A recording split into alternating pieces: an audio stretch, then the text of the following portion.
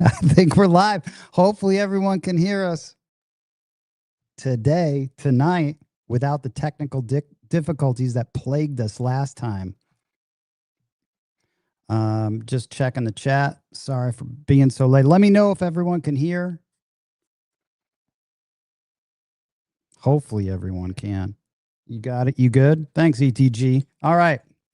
Lovely day in Vegas today. 81 degrees. The sun's back out. It's fantastic. My favorite time of year. NHL playoffs, Stanley Cup playoffs are on. I don't know how many hockey fans we have in the chat, but this is in my opinion, the best sports playoff run to watch over everything else. It's awesome. Wild are playing the Dallas Stars right now, which is that's a great series. Anyway, on to the show tonight. Little announcement. I was going to have this cool show with Dice Coach and Heavy. That's been postponed to next week. Oh, 81 in Seattle. Nice. Double Deuce chiming in. So that show is pushed to next week just because I couldn't get in touch with, you know how it goes. People don't respond to their texts. People don't see their texts. So we'll get that sorted out. And I wanted that show to focus more on history, like around the time when Bo and Heavy met, because they were all together with Dom. And I think that's it's such a cool time. And I think for people that are getting interested in the game, it's really cool to, hear about the OGs before they were, right when they were starting out, how they all met, that sort of thing. So those two are going to be on, and I'm totally stoked about that. We'll see. Maybe we'll get Dom on one time. Who knows if that guy will come on. I'm going to have everyone on at some point. So tonight's guest as a substitute designated hitter is going to be Lip King. If he can jump in here somehow, and ETG has sent him the link. He's always entertaining. He just played out in, I believe, somewhere in the Midwest. So we'll have a few things to talk about. And we might even have a special surprise guest in the studio who just got to LA. So I don't know. If he shows up, it'll be hilarious. We'll see what happens. All right. In the chat, thank you, Stent Placer, for coming in. Mad Hatter, Real Pain. God, I love that handle, man. Real Pain. Reaper's in here. Pat, the Plow, Grasshopper, Sweet Rolls. I know that there's a question that I have to ask that I didn't ask Ed yesterday, because we recorded for literally 3 hours talking about his cruise, which was really funny. And so I've got to edit that this weekend, and that's going to be for sure a two-parter, because we talked for a long time. And then Dark Vader. Oh, Ed's in the chat, man. I love it, man, when Ed is here. And then Parsons Bootlegger. Who else? We have? Double Deuce, Ian, 59 Chevy. Oh, man, I haven't seen 6 Easy. Lucky 2. That was good. Craftsmaster Journey, my nemesis, my Green Bay Packer nemesis fan is in the chat. BRB, always good. Caveman, and then Granite Dice. Granite Dice, by the way, I read something that they're opening a casino in New Hampshire. Something like that. But without further ado, let me get this guy in here. We're shooting to stardom. Here we go. Yes, yeah. Can you hear me? What's going on? Yeah, I can hear you. Can you hear me? Dude, yeah, I can hear you, man. Thanks for jumping in. And no, you went to the bullpen. You called me in. I had to come running out like John Rocca. Oh my God, dude. Who had the best? There are some good walkout songs. There's that. Wasn't the guy in the Mets with the trumpet? See, I don't like New York teams. I can't. I was a Rocca fan. I just liked him though when he came out. Like we had Oh my God. Papelbon when he came out. I do have respect for Mariano Rivera though. He Oh was yeah, you got to. unbelievable. Yeah, Uh, without a doubt.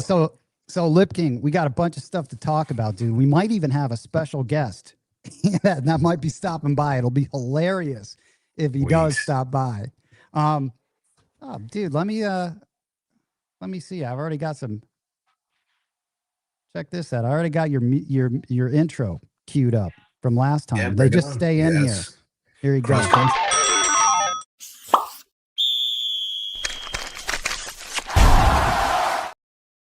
Dude, oh, dude. Speaking of sports, are you a hockey fan? Do you do that? Like see the comeback? Yeah, I didn't. yeah, Yeah.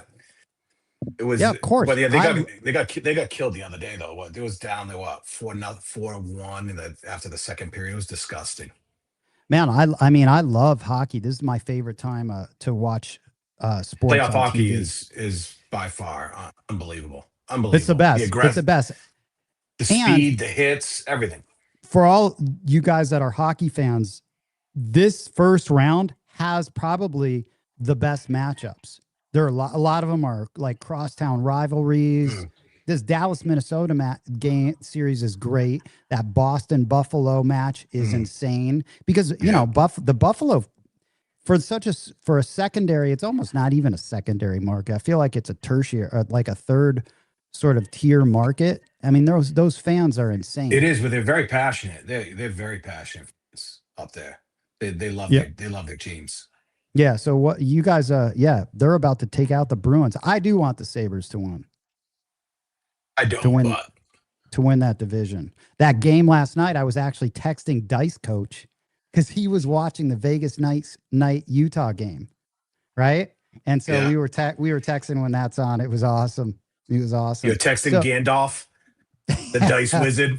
well, hey, dude. So I want to read some Patreon comments real quick with you because some of them were really great. First of all, Right. I think I might make it a thing that if you send in a trip report and I can tell it was written by AI, I'm going to give it a dramatic reading. Yes, I like it. I like it. 1000%. I think Ed was I love the dramatic, emphatic readings. it was funny. I think Ed was a little impressed with that reading. That was just like off the cuff. So, but Holy Roller. So Dice Coach and I, we talk about the same people, but we refer to them completely differently. So he could be talking Right. about someone and I will have no idea. Like if he mentions your first name, I will have no idea who he's talking Right. about because I almost don't even know your first name. I just know you Right. as Lip King, right? I don't even put people's first names in my phone. I'm just like Lip Right. King, right? Like I know your because when we're first name, texting and talking and we're talking, everything's Lip King. your first name doesn't even make sense to me. Right. Like that's what I mean. It doesn't. It's like I just see you as Lip King. Like calling you by your first name would just be so weird to me. I'm not even going to ever call you by your first name. All right. So listen. So Holy Roller, which Mm-hmm. Dice Coach was actually talking about, but I didn't know Yeah. he was talking about Holy Roller because I only know Holy Roller as Holy Roller, right? He knows him as someone else. And so anyway, this is a comment he left on Patreon. He said, Dice Coach is an absolute treasure. His wisdom and experience that he is kind enough to share is priceless. Had a lesson with him 3 days ago. I had no knowledge of that, right? Mhm. And it has already positively changed my mindset, betting approach, and toss. His approach to random rollers really works. I made 5K plus at win last night using his technique. That's pretty sweet. No, that is great, and I could see it at the win because the tables are bouncy. That's a don't place for me. I don't think that was AI. I thought Oh no, dude! No, are you that kidding? wasn't AI. Yeah, No, yeah, that was good. that was just me reading. That's my normal. You know? Yeah, that's not a dramatic reading, dude. You'll know, and I'm going to give it the dramatic reading. But and then just a little shout out, just going through these comments, man, because that episode was great. Those having the three, Ed and Dice Coach talk about certain specifics about how they run, certain progressions. In fact, Globe actually left me a comment too on my phone specifically Yeah. about that. which I think is really cool. And that's what makes those episodes great. He texted me this. He said, just finished. I got the hockey game on here. He said, just finished listening to episode 111 with Dice Coach. Love the talk about betting strategies on the 6 and 8 at $18 and the 4 and 10 at 25. As someone always looking to learn, it was great to hear the old pros talk about stuff like that. I think that's, yeah, I just think that people appreciate the different perspectives that, you know, Yeah, between Ed and Dice Coach, yeah, completely different. What I got from it, because I listened to it too, is Ed is so locked in, and he doesn't believe in I think that the metaphysical and the energy I stuff. think Ed does. Maybe he does. I don't know. From what I gathered from it, it didn't sound like it. Maybe when he's shooting, because he can zone it out. Yeah. I'm a believer in the energy shift when it comes to the tables. But when I'm shooting and I'm in the zone, I can block things out. I don't know if you can, but I can. I don't. Nothing around me is just No, I'm just focused. no, most of the time I'm a sensitive little bitch. And I hear too many Yeah. things. I'm the best roles are the roles that I can actually block stuff I'll out. tell And you. You know sometimes I what? No do it. one. You know what annoys the fuck out of me though? I'll tell you. Be honest with you. If you're lefty, because I'm a stick left one guy, I was stick right. If you're a chip clacker, I can't take that, dude. Oh, the Sitting there, chip clapping. Yeah. chip, drives me insane. I think I did that once and that guy got mad at me. And so sometimes you Yeah, just got to be conscious of that, right? yeah. No, that It's annoys the the shit out of me when I'm shooting. Other than that, like I don't care if I'm not shooting, but chip clacking right next to me, it does. It gets in my head. It bothers the shit out of me. man. Thankfully, like when I play BRB, he's not like that. He plays solid. Hey, look, I'm going to just occasionally be back and forth in the chat, dude, Yeah, because yeah, Mad Hatter says, does Palms have 8 tables now? The answer is they do have 8 tables, but 2 of them are upstairs. They're not out on the floor yet. I'm actually going to have coffee with my host tomorrow again there, with the new host, who I will be more than happy to share his contact with anyone that wants it. All you have to do is just text me and I'll put you guys in touch. He is awesome. What a dude. Cool guy. So yes, I don't know when they're going to be, those 8 tables are going to be around. And you know what? I was talking to Weed today, and Weed had asked me about sort of, we were talking about getting a private table. And yeah. I don't know if you know much about that, but my suggestion was always, because when I tried getting a private table at Aria, like for the class, you needed a $250,000 like line. Buy-in. Right, Yeah, right. Yeah, like there. So I mean, at Aria is a little different. So I suggested to him, like, what we do is because I don't think they'll even just sort of, because they have to pay the crew, they have to pay these right, people. I think that the best thing to do is show up when a shift is about to start.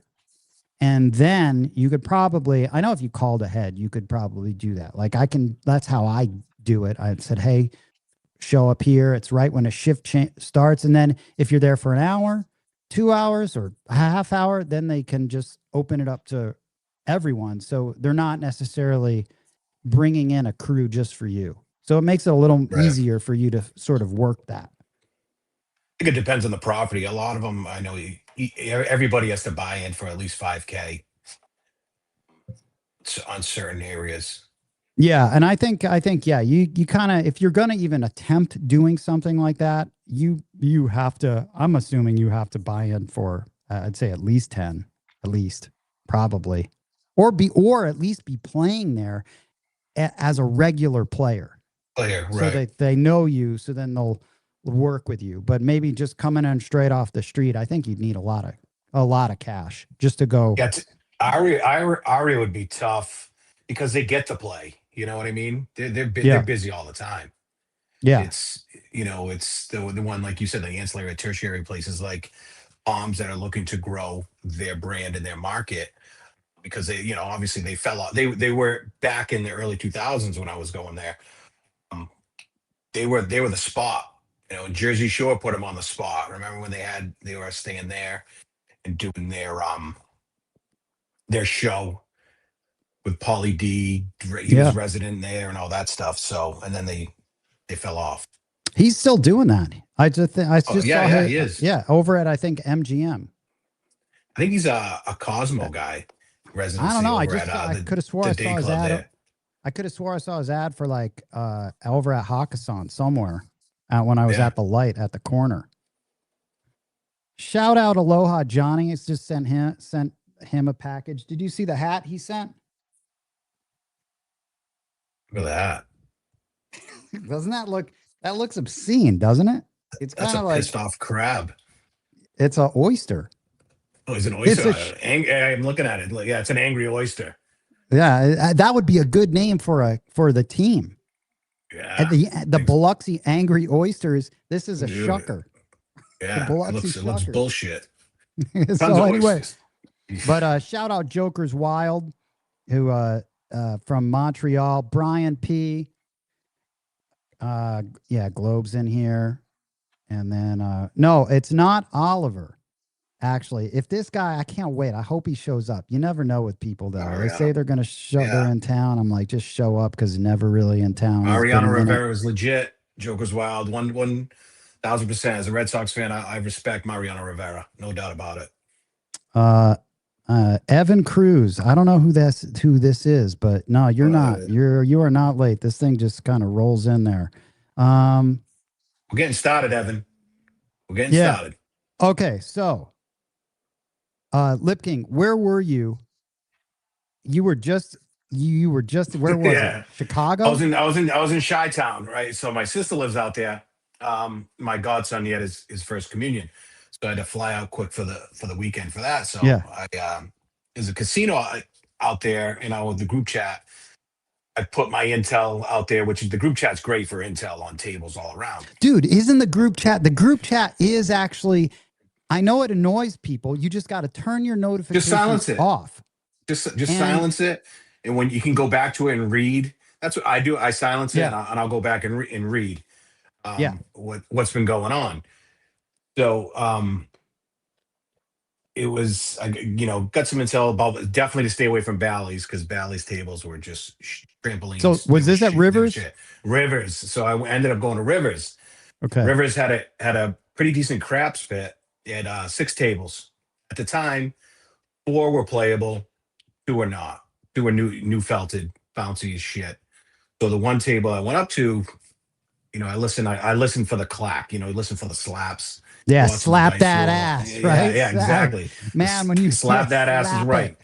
It. So I got up to the table. I waited, got my stick left one, and they have fire bets. And I'm like, oh, sweet, because we don't have fire bets back here at Encore, Foxwoods, none of that. There's no fire bets. Right. All we have is ATS. So I played the ATS, played the fire bet. They only allowed $5 on the fire bet here, as opposed to Vegas where they let you do 10. So first 2 numbers right off the rip, fucking buckshots. Nice, dude. What were you? Did you? How about your odds? Were you max betting? No, I went, because I went heavy on the odds, so that put me ahead already. What are your thoughts on maxing out your odds? Because when Bump John and I, we would go, obviously, we would track, and then we'd go back and we'd look at all these, like, the results. And he was the guy that's like, you know what? You always buckshot your point. You should be taking your max odds on your first point all the time. And that was track and analyze. That was getting, oh, dude, the special guest has arrived. Okay. All right. So the special guest has just walked in, and I got to get him on. He'll talk to you too. All right. But I'm going to hand the mic over. Let me give him a little intro. Okay. Let me play this thing. Hold on a second. Oh my God, dude. Where is this? Hold on a second. Let me get this. All right. Let me get this. Here we go.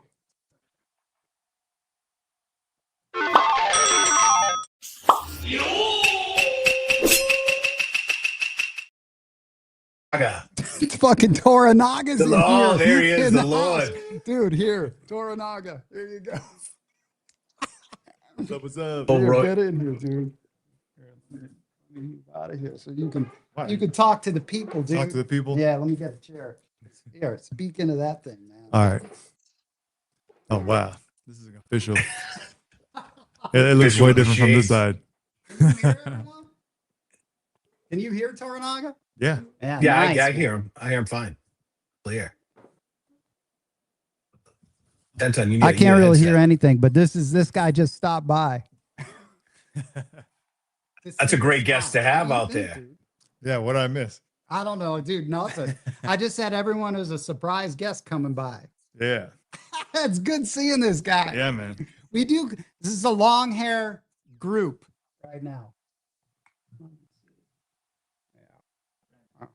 So it's like the Timu Soundgarden right there.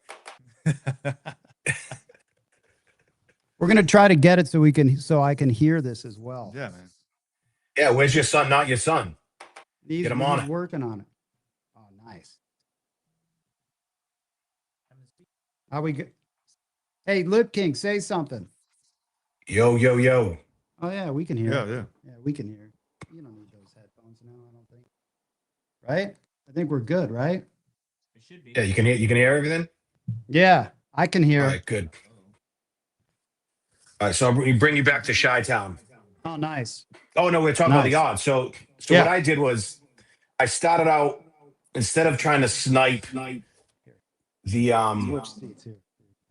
the horn numbers, I went to my traditional set that I use for that I'm going to play with, so that I know that whatever number I hits, if it's one that I know that's going to be on my dice set, then I'm gonna load up on the odds.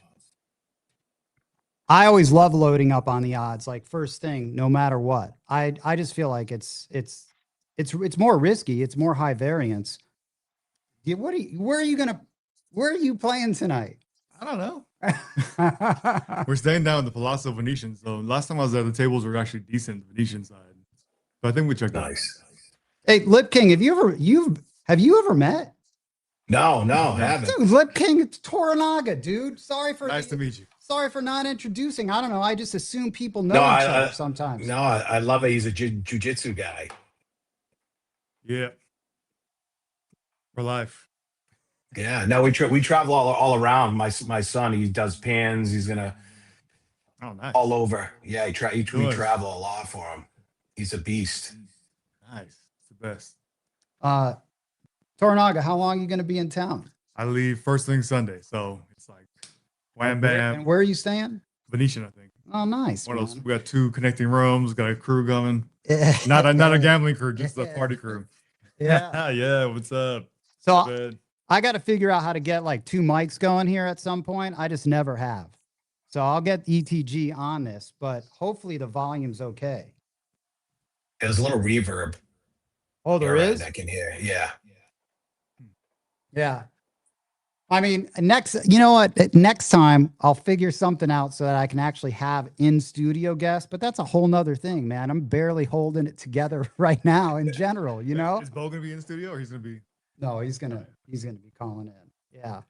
So, but anyway, I'm glad that you stopped by, Toranaga. Yeah, man. Thanks for having me. So Tornaga comes out while you're on your little sabbatical, your little hiatus. The hell? You know. I know, and apologies to everyone for being. I've been enjoying the time off though. It's been very productive. Sometimes you got to do it. Dice Coach ordered. I heard you put the prescription in. Yeah, I He gave you filled that- it. he- I'm filling it. Yeah. He's gave you the chastity belt for your fingers so you can't toss. Yeah, Toranaga. This is a good setup though, isn't it? Oh my god. Yeah. It's beautiful. This thing is official. Well, so In case anyone was wondering. yeah, we got So, yeah. ETG. We got rid of the echo. So again, we'll sort it all out. Sweet. This is one big work in progress, dude. It's like episode 13 of this. More to come. Yeah. More to come. Make sure you subscribe, subscribe, because Tenton is fucking lame at telling people to like and subscribe and Yeah, buy totally. merch, buy dice, buy it all. Yeah. Yeah, you're right. Oh man, I got the new Dyson, but I showed Ed yesterday, but I can't show anyone yet. I can't I show told you. you I want 5 sets when I go out there in June. Put 5 aside for me. Yeah, but I got the new specialty dice that are going in the box set with the book. Oh, all right. Okay. All And right. I'll I show you got though. you. I'll show you those. Yeah, Those are yeah. sweet. When I I showed Ed. Yeah.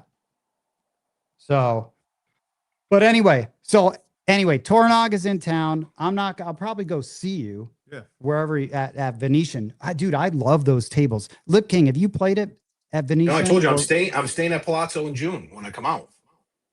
So like I can't wait. Yeah, dude. Shout out Moonshine, the modern day Asian Elvis. I guess you Yeah. kind of, he people think he's Steve Steve Aoki. Aoki.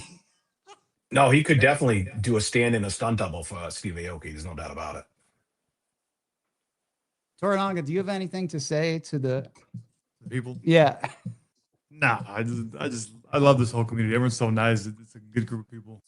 Meeting people from all around the world. People I'll never meet. Toranaga, I'm gonna need some intel on those tables. Yeah, last time I was there, I remember the Palazzo. I don't love the Palazzo tables for some reason in my memory, because we stay there often. But the Venetian side, for some reason, I think they're a lot fairer. They're pretty open and they're pretty hard, and pretty fair. So yeah, let me know if you can get the table numbers down, which you like. Yeah, I'm sure. No doubt. Yeah, appreciate it. Those tables remind me of Aria. That's what I think. I think the Palazzo tables and Venetian. But you know what? VDT, who's in this chat, if he's still here, he's a Venetian player, so he'll know. Excellent. Yeah. Good. Dude, I'm wearing one of the original Casino Tier shirts. By the way, it's rare.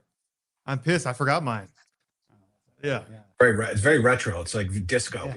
Yeah. Who's in town this weekend? Anybody? I think there's a few people in town. I think so. There's Holy Roller, but there's 2 Holy Rollers, by the way. This is the different, not the Holy Roller that goes on cruises. This is the other Holy Roller. So there's actually 2 Holy Rollers, believe it or not. We're gonna have to add a squared to it or something so you can separate them. All right. Oh my God, this is funny, man. Dude. Yeah. I'm gonna have to throw a hand before I leave to warm up a little bit. Yeah. Oh yeah, Ripper knows the dagger dice. I already let this secret out. You want to see the dagger dice? Yeah. I showed Ed. I might as well just show you since. Yeah, ETG, grab the dagger dice. So these dice are not going to be for sale. You just can't buy them. They're going to be paired in with the book, which is going to be like a box set, and it's going to come with a shirt too. It's going to be sweet. It's going to be so sweet. Are they numbered, limited edition? Yeah, dude, check these out. Oh, Chow's going to be in town. You should meet Chow. He's awesome. Yeah. Oh, from Hawaii. Yeah. So these are the dice. Crack that biscuit. Open it up. Check this out. Ed saw him yesterday, and I'm like, oh, I'm not going to show him, and now I'm showing him. Of course. Classic. Okay, first of all, they're silver, like Raider colors. Okay. All right. They're silver Casino Tiers. I know you can't really see them. No, you got it. Yeah, I can see it. Oh my God. Yeah. Zoom in, ETG. Okay. So these are silver Casino Tiers, but check this out. Can you zoom in on that? Oh yeah. There you go. Dude, you see that shit? Isn't that badass? Those are fire. Dude, silver daggers for the ones. Those are sick. Same size dice. Are they the same size dice? Of course, these are Casino Tiers regulation, dude. They're clean. Fucking sweet, just this obsidian with the silver already. Whew. Oh man. Oh. These are badass. Yeah, no, there's no pre-order yet. I got to put together the whole thing, and then it's going to have these booklets. So then when I can get Bo and Ed's in there, you can put them in a box. It's going to be sweet. They feel good. Yeah. So these are sick, aren't they? These are fucking awesome. Yeah. Yep. They did such a good job. Huxley does such a good job making these dice. Those are phenomenal. Yeah. That's So, nice. aren't they cool? Gotta have them. Yeah, that's And the Raider color. But they're weighted perfectly. So that one is weighted.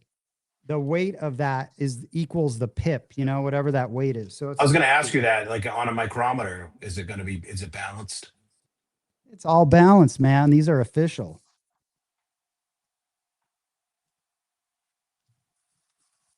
That's that, man. All right, Toranaga. I got to get back to I'm going to get back to the show. Cool. I'm gonna throw a couple. He's going to be here throwing some dice. Awesome. Go in your fridge real quick and see what you got. Yeah, dude, make yourself. No, hey, Toranaga, throw those dagger dice. Give a review on the dagger dice. Get them all scuffed up for you. The first. All right, cool. All right. Hold on. Let me get this set up. Yeah. Hang out, man. Cool. I'm hanging for a minute. ETG. Hook this up, would you?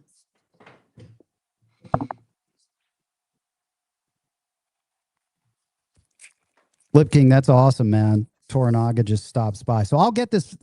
I will get this. And you can hear me, right?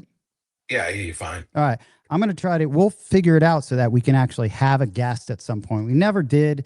The one time I did, it was really difficult because we were recording and they recorded on the same track, but now we're not recording. I'll figure it out. I've got another mic. I've got more headphones. ETG, we'll make that a plan so that when, like next time when Ed comes by, he could be here, whoever can be here. It'll be cool. We'll figure that shit out. So Toranaga's here now. He's going to make himself a drink and shoot some dice. Yeah, man. All right. So listen, Lip King, sorry about that, dude. About this show interruption, but it was a great interruption. It was awesome. Listen, anytime royalty can interrupt anytime. Yeah, you're right. You're right. So what I was saying is that I always now, as standard operating procedure, I'm always going to go max odds on my first thing. I know it's not I mean that's a hit or miss strategy. Well, if you PSO, it's definitely a miss. If it's one of your numbers that you can you're gonna hit, it's really beneficial, and I think the risk is worth it. And that's how you build your bankroll up real quick. You can get out of a hole real quick with maxing your odds. Yeah, that's what I think. I've been I mean, if you start off even semi hot, just hit 1 point, it really goes a long way as far as bailing the water out of your boat. But I do that though. If I hit the first point, then the second time I'll reduce it because it's just a me thing. No, a lot of people. I won't. Yeah. A lot of people will. I mean, you are kind of playing with fire. And Lip King, you know what I wanted to also? I forgot. I put that chat up from Moonshine. I got to give a little shout out to Moonshine. I haven't touched base with him, but he sent me this. We started talking about the ATS, and I said, I'm going to credit you. He's really forced me to actually put pen to paper and to really elaborate on why. I'm not trying to argue the math, because in a vacuum, you shouldn't be playing it in a vacuum, but I don't. And so he's really one of the best players that that I know that refuses to play the ATS pretty much. I'm pretty sure I'm not putting words in your mouth, Moonshine, but he pretty much 99% of the time will not play the ATS. But in my opinion, he should always play the ATS because he's a great shooter. You know what I mean? But is he not playing it because it may take his mind off of what he's doing and distract him? Have you asked possibly him that? I think it's more so on the bleed end of it. On mathematically, it's it's not in your favor, and I understand the argument. I totally understand the argument, and I'm not even arguing against that. It is in a vacuum. it's going to bleed you dry, especially if you bet on Well, everyone on everyone. no, you can't bet on everybody. It's not a bleed. If you're betting on yourself, okay, let's say we're at a hypothetical, we're at a $25 table. And if you go 10, 10, 10, that's $30. Right? Let's say you throw what's the difference of that? You're throwing a quarter world, right? And a nickel ace deuce, and you roll a 6. Right. You just lost $30. Now we're down 30, but you alive, you have the ATS. You know, what's the difference? Honestly. I don't know. We'll see what Chad has to say.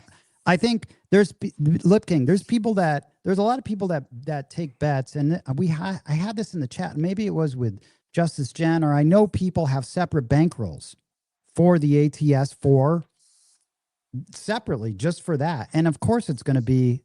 I mean, you need how many?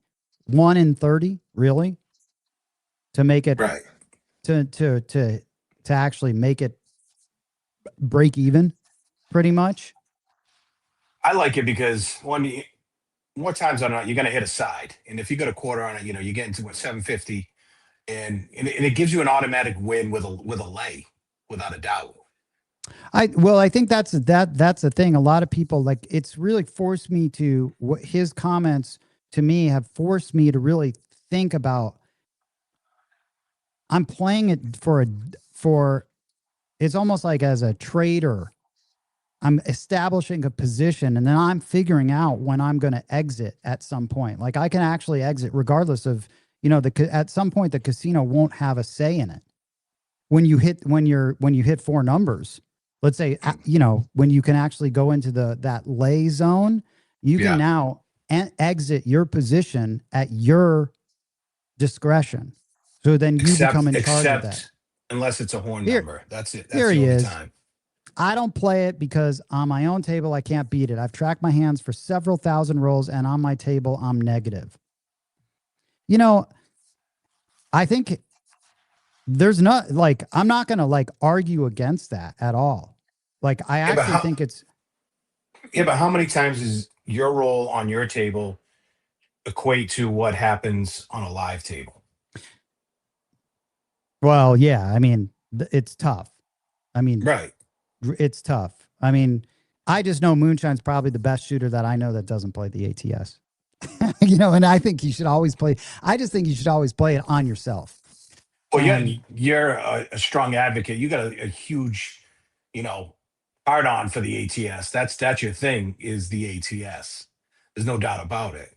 And you make no qualms about it. It's promulgated throughout the CT, community that 10 ton is going for the ATS. What word did you just use? What word did you just use? See, that's what I mean. Yeah, Lip King, man, with the hold on. The broadcast. Let me check the dictionary, the pocket dictionary. That's a good word. That's a $5. That's a $5 word for you. Pomegranate? No, yeah. Promulgated? Promulgate. That's a good one, man. Let me see this. Hold on, Lip King. Evan, any plans for it? You know what? I looked into the golf shirt. I did. They're just so fucking expensive as blanks. I looked into the Nike golf shirts just to buy, and they were so expensive. They were the most expensive things to buy as blanks. So I do want to get some of those at some point. Is there a bad bet on yourself if you're a real shooter? Touche, right? I guess. Right. I mean, I don't know. It's like a hot button topic. You know what I mean? My rolls do carry over for the most part. Oh, dude, Tilted Dunk, man. I put him in touch with Dice Coach yesterday. Hopefully Dice Coach has called you. When I don't play the ATS, it is 100% because of superstition. Seems when I don't play it, we hit the smalls or talls, but I play it, we don't. Lip King, your friend, your buddy, Dr. Yank, texted me, I think it was yesterday. Yeah. Or the day before, and he was like, I just made them all. Of course, I only had 5. No, I only had 555. I knew I would regret it when I made the bet. Well, you know what? At least he had skin in the game. You know what I mean? Yeah, man. Yeah, and man. he cashed in, and seeing Yank roll, I know Yeah. he was making a shit ton of money on the box numbers. There's no doubt Yeah. about it. Is Yeah. seeing his toss and making money with him, no doubt about it. But hopefully this made it. I know it probably made him now an advocate of the ATS, and he's going to probably throw 10, 10, 10, or maybe even quarters where he's at, or inch up. You went to 5, let's go to 10 now. 10, 10, 10. Yeah. At minimum, you should do 10, 10, 10. See, that's what I say. I'm an advocate for the 10, 10, 10 only when you're shooting. You don't have to bet it on Agreed. everyone else, No. right? Whereas No. ATS Hunter, who I was just talking to, he bets it on everyone. Then it's a bleed. I think then it becomes a bleed. Yeah. Without a doubt. So, but he says randoms hit it over in North Carolina. I don't know. Reaper will have to talk to him. But check this out, dude. Biloxi Craps. Coach Rob, I believe that's Hawaiian Crap Shooters, just had a 30 roller at Palm. I like that, man. I wanted Bump John to be able to give the live reports, from casinos. That would be amazing. Coach Rob, way to go, brother. Way to go. Yeah. And then Sweet Lou says, when you don't play it, you don't think about it, and you're more focused overall, in my opinion. Absolutely, totally disagree with the Sweet Lou. I will die on that hill. I will disagree with you all day long on that. Oh, I could see that. I can understand it, but I feel like you should play it when you shoot. Why not? I think you can account for it. You can do the kind of. I'm going to probably get in this debate on the ATS forever because it's there. I will probably for the rest for the next 20 years. But I won't. The only time I'll change to try to snipe it is on if I hit a point and then I got that mulligan shot. You know what I mean? To try to get if I need the aces, I'll switch my set. But I'm just using my traditional set that I use or one of them. And if it happens, it happens. Because you know how you get the happy accidents, and then you're like, oh shit, I got aces. I wasn't supposed to get aces, but I did. Yeah, and I'll take it. Yeah, yeah. We have Bush, man. Sometimes you just get it. Pan down. We got Bush. Hey, Toranaga. So I'll show you the little. Go to the little studio cam because I'm going to ask him this question. See the studio cam? Oh, look at that. Yeah. All right, dude. Do you? How often do you play the ATS? Just on yourself. What do you play? Or like someone like Ed or me? Okay. How much? 555? Yeah. Oh, see, Toranaga's going 10, 10, 10, man, on himself. Yeah. Especially because every table is pretty much 25. Even if it's a 15, play 10, 10, 10. Mm-hmm. It's worth it. You hit a side, with $300, 310 and down, right? Yeah. Yeah, you hit a side, and that's that. You can just go for a while playing it. Let me see what 59 Chevy says. 1 in 30 sounds good. Let's do 555 on 10 shooters, down 150 if it doesn't hit. You're 20 shooters away from getting your 150 back. How much will it cost to get your money back? Well, that's on 10, 10, 10, not on 555, because that side will pay. We'll pay at 59 Chevy. What we're saying is, you can't do that to everybody. Yeah, not to bet it on everybody. You bet it on yourself. Or like when I roll with BRB, I'll bet with BRB all day. Yeah, because without a doubt, I've seen him shoot, and I have no problem putting my money on BRB shooting. Dude, Wisco in the chat though, he says my Vegas partner, which was Moonshine, won't bet ATS on himself, but will on me, which just means I'm a random roller. LOL. Right? I don't know, man. I would bet the ATS on both those guys just because I've seen them. They're verified as guys to take, or you should. Right. Those are the guys that are like anyone that's practicing, anyone that's really practicing that has any sort of intention behind their shot or has been doing it. Why not? Even if you just bet 10, 10, 10 on them and a $30 pass, and that was it. If you just bet that as a random raffle ticket and didn't bet anything else, let's say they hit their point, dude. Guess what? You're paid for. Now you're just free rolling. You don't have to make any other bets. Not only that, is all right, go to your kiosk and get your fucking $50 or $100 free bet. There you go. You got 50 or 100 on the line and throw you $30 up top. Everybody's getting free bets from how much they play. Am I wrong? Well, I don't know. No, I'm sure if you go into a regular casino, you're getting free bets. You should be. What about this though? Revenge of the Nerds. Yeah, damn right. Try lambs for life. Lambda, lambda, lambda. You know who said that? That character? In that? Yeah, that was Booger. That was Booger. Yeah, you're right. You're right. You got it. Craftsmaster Journey. Dudley Dawson. Yep. A lot of non-Vegas casinos only allow 10, 10, 10 max. That's always interesting to see the maxes at Rivers. Do you know what the max was? 25. Oh, they had 25? That's respectable. 25, yeah. 25s. 52.50 is your win on that. 25s, and I said $5 fire bet. That was it, because I remember in Vegas it was 10, I believe, when I played it at Paris. Globe says, if you are playing 10, 10, 10, do you lay numbers if you are one away from the all, or do you start laying at 25, 25, 25? I mean, really, what do you think? I won't lay it at a side. If it's the one side to get the all, then I'm laying, because that's, you're looking at $1,800 right there. Yeah. I think it's all dependent on where you are in your portfolio. Right.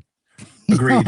I mean, yeah. I mean, you could really, when it's, even if it's 300 and you're down, I mean, you could just lock up. You can just, and it's a random roller. Let's say you had 10, 10, 10 on a random roller. I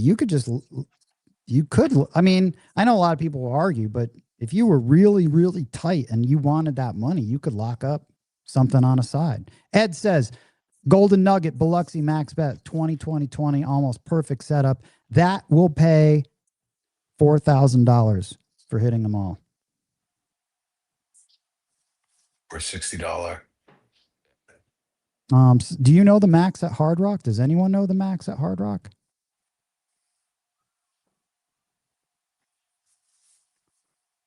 Oh, wow. You know what? Check this out. Chicago area tables usually have a $10,000 max bet as well. I don't think they did at Rivers, to be honest with you. And then, yeah, maxes are higher at Beau Rivage for sure. For sure. So how did you run? So your overall, did you enjoy the Midwest gambling then compared to Boston? Your experience? Well, I'll tell you, it was different. They allowed chairs. It's a very regular place. So they had people in chairs that weren't, elderly or handicapped. Stick right one, stick left one, and that was fucking annoying. Other thing there, it was wild. So this lady was fucking sleeping on the floor. Like I walked out, and I thought she was. I'm like, am I gonna have to do CPR on this fucking lady right now? So I was like, you gotta be kidding me. Security was around her, and she's just like, I'm just tired. And they're like, ma'am, you got to get up. And I'm like watching this whole thing. And I took a picture and I put it in the group chat. And I was dying. I'm like, this lady was probably on a full fucking binger, probably 36 hours straight gambling. And she just took a nap right in the middle of the floor, right next to the crap spit. And I'm like, yeah, it was pretty funny. But it was good. The pit bosses there, they were very, very kind and very generous, because I was the only one tipping. Dude, that's right. Let's talk about that, because I know we had a conversation about tipping, and I'm a big, obviously. Yeah, I'm a strong proponent of tipping. So when I'd shoot, I'd sit them right up across. I'd like, you guys are cross. I'd go two-way on the hard ways, all that. And they didn't have player control there. They had to take their bet, put it in the box, and I put them right back up. So every time I hit a number, I put them right back up. Right. So when I was said and done, or if I was hitting bigger on numbers, I'd say keep the reds, just give me the greens. And so the pit boss there when I was coloring up, and he's just like, thank you for taking care of my people. And he gave me, $100 in food credit and all that other stuff. and they were very, very gracious. The staff there, they're fantastic. I can't say, anything bad about them. They were wonderful. Honestly, they were. So did you get the impression when you were there that that you were the only person tipping? Oh, I can guarantee you, I was the only one tipping. When I played, nobody tipped. Zero, zero. And I played for hours, and I went back the next day and played, and still the same thing. Although they changed the felt on the table that I hit the fire bet on, pissed me off because I like the table. Wisco says the locals don't tip at all. Yeah, zero. But don't you think? But don't you think that they should? I mean, it's like a lot of sometimes a lot of girls don't tip. It's funny, they don't like to tip for valet. They don't like the girls. I think if you're a true Funny. craps player, Yeah. or a DI, or wanting to be a DI, you're in the process. You're gonna tip, and for me, I got zero heat. My stick man, he was jumping back like 5 feet when I was rolling at stick left one. So the Lip King, that's a valid point, man.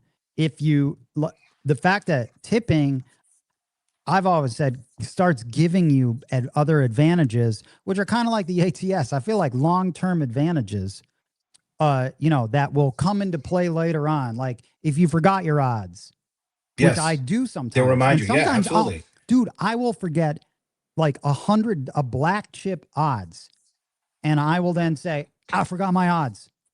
After the point was hit, and they just say drop it, and they give you credit for it. I really think that when you start thinking in those terms, I think I was telling Ed this, or maybe you, that I was I take care of the valet people all the time. It's those guys that remember you. Case in point was at Palms this past week when I went there to dinner. The line for the valet was like 6, 7 deep. That was going to take me a half hour to wait in that. Easy, right? Because I've already done that. I went around everyone, pulled up where you're not supposed to, got out of my car in front of valet.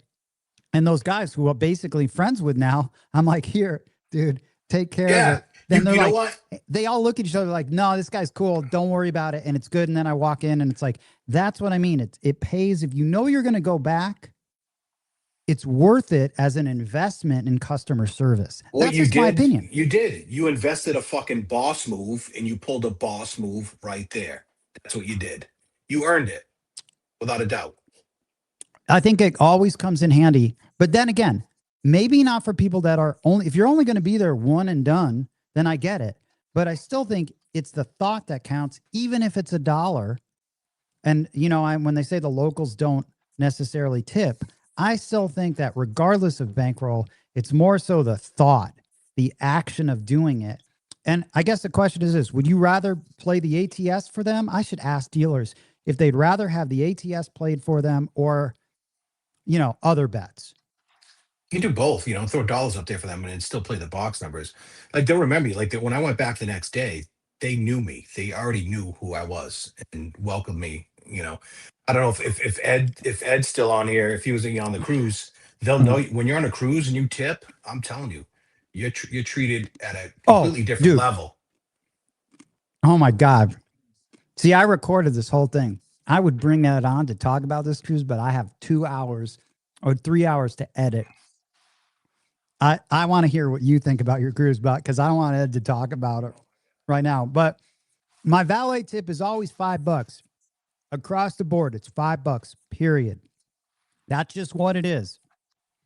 And it always is. It's just like, that's the amount that I have usually. And I think that is enough but it's consistent. That's the thing. Oh, if I show that, dude, that's when I pick up my car, it's $5. But if I'm going there, like, let's say I go there, I always hand them whatever, 10, 15, and they always keep it out front. But I'm a return guy. Repetitive guy. Right. I'm repetitive. So it's like, they know my car's always out front in Paris. It's always out front in Palms, but they know it's consistent. But that's what I mean. I think it's really easy it's not like I'm a big spender. I think it's really easy to stick out because surprisingly, a lot of people don't tip. Don't do it. So it's easy to stick out. It blows my mind, honestly. Pat, the plow. When I first started playing, I made sure I tipped well so the crew was patient with me as I learned the game, and it always creates a positive table environment. Amen. Right?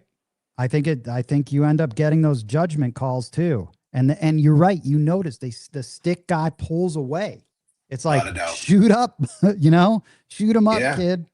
Because I've had it, the assholes with the stick like this and they lean forward, and that's annoying. Ollie says, even if you're only going to be there once, they remember. I use Vegas or Orleans as an example where I've gone once in a year and a year later, they still remember. I'm telling you, they do. They do. Dude, he is right, because I hadn't been to Cosmo for like 6-7 months. I got out and the guy was like, where you been? You know what I mean? Yeah. The valet guys are they just know. They know. Okay, check this out. Biloxi Craps. Dealers remember who tips. I'm in Vegas about 10 times a year. The dealers know me by name when I walk up to a table at Bellagio, Palace Station, Orleans, or Beau Rivage in Biloxi. It is true. Hey, Toranaga, tip. You got a tip. That's right. Always. You got a tip tonight. Always.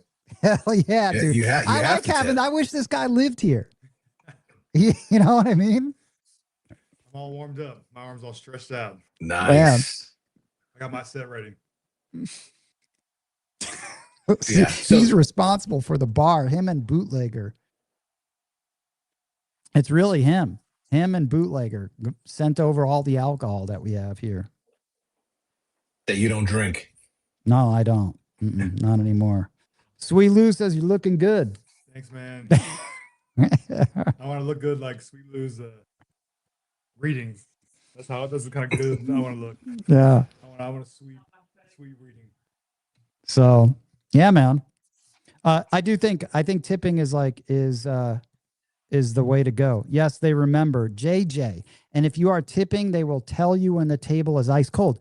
Good point. Great point, JJ. Yep. Agreed. That is a good point. And what dealers look out for you and they come up and they're like, like this. You know what I mean? When they're like, this table is not, So I think I like I just think you should in general. It's the thought that counts. Agreed. So that's so interesting. So you got a lot of love then, because a lot of the locals weren't necessarily tipping. Was it a bummer? Wisco, obviously you've played there a bunch of times. So was it a bummer vibe?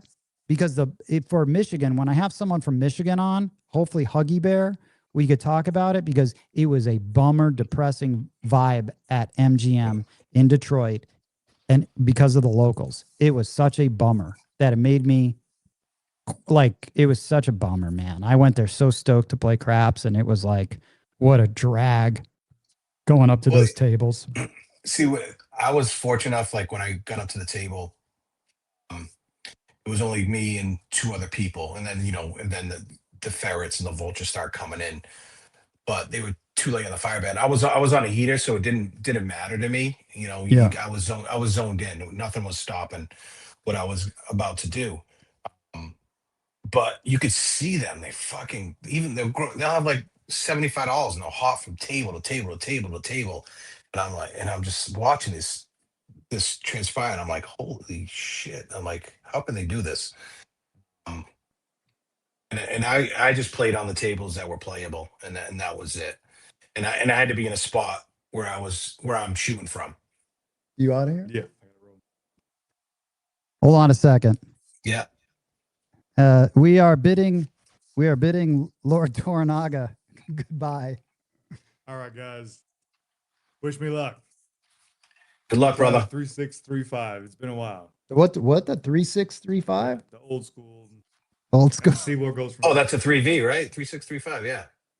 Yeah. All right, man. All right, I'll see you around. All right, I'll see you. Thanks for stopping by. Yeah. Dude. Shout out Toranaga. Hold on a second.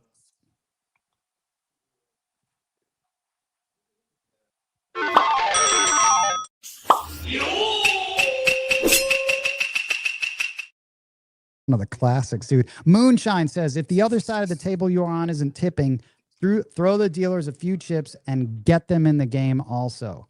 Yep, totally. That's, I think, looking out. And then Wisco says, I can only speak to Hard Rock mostly, but the dealer's attitude changes when they see me or Fuzzy show up. I mean, you gotta, I think it's just human nature, right? If they see people that are just cool and they know they're going to get, you know, just the thought that they're going to be on their side, because they probably have to, most of the time it's probably not good. Oh, dude, BRB. By tipping, they work with you when you try to raise limits and chase out the ferrets. That's another BRB facts. 100%. That is facts. He did it at Foxwoods because he's got that cachet over there. And then Wisco added that my times at Rivers was just negativity mostly. Interesting. Yeah, interesting how that is. Local degenerates. You know, I mean, but that's a Midwest. Some things being in the Midwest was interesting from when I was there, from a musical time around that whole like grunge era. The music was actually darker and depressing in that time. So I don't know, maybe did you play over on Rush and all that? On Rush Street did you play over there? In Chicago? Yeah. I played it like down wherever the Double Door was. There was other big Lounge Acts was a club down there in Chicago. It was, I don't know where it was, near Wicker Park, near all that. Near that whole area. It's a good music scene. Ripper says, I even tip the waitresses when I see tourists stiff them around me. Stay positive. That's good, Ripper. Always tip the waitress. Man, if you're not tipping the waitress, you got a fucking problem. You got a problem. You probably shouldn't be in the casino if you're not going to tip the waitress that brings you a drink, because they, knowing so many servers, that's what they count on. The reason why I would tip, you just know you're getting, when you're drinking, you know you're getting a double. You know they're showing up with more drinks you want. It's in your best interest. Well, they'll say you want two. Yeah, all the time because you're tipping. Yeah. So love don't. Yeah. Dude, what was I? Yeah. So, you know, at Rivers, was it just a bummer? Well, the vibe was, but you know, I'm coming into town and I'm trying to make money and play. So, because it's all 100% dominant locals. There's pretty much no outsiders there because there's no hotel attached to it. So I was like further down and I had to Uber in. But you know, the place was I said, it was playable without a doubt, but you just have to battle over the negativity in there and the ferrets and, you know, the bullshit of the people coming in and trying to crowd in where you're at and try to grab any space of wood that they could if they knew there was a hot roll going on. They'll jump right in. They don't give a shit. So a lot of the things that we value aren't necessarily the etiquette side of the whole game is just non-existent. There was one guy, I'll give him credit. There was one gentleman that came in and he waited, and I was at Stick Right 1 and I was having a pretty decent roll, and he waited and I threw him a $5 fire bet on the next roll, like on the next after I 7'd out. I threw him a $5 fire bet for the next person shooting. And I said, I respect you, you know, coming in and waiting and all that other stuff. And he's like, nah, man. He's like, I get it. I get it. Did you, so overall, how many, you know, that impacts it, not having a hotel there. I'm trying to imagine that would be like like LA casinos. I mean, before they even, I mean, some of them have hotels, but still, it's not like you're flying in to go to Rivers. You're not flying into LA to. Well, I know some people though. The irony that, and then they'll stay at the bike and play poker, but still, it's not like, you know what I mean. It's not like a destination. No, it's not a tourist spot. Yeah. Yeah, man. Sure. A grasshopper, perhaps the Midwest in the Midwest, it's a bunch of downtrodden locals versus Vegas, and the destination vibe has more of a party atmosphere. Yeah, that's it. That's it. Two Seam, man. Shout out to Seam. If you win 1K for a session, what percent is reasonable to tip? That's a good question. How would you answer that? Actually, on mine, I tipped him a C-note. I gave him a black chip. Man, Lip King, man. Fucking money bags, Lip King. No, it was a bonus bet. I'm not used to playing it.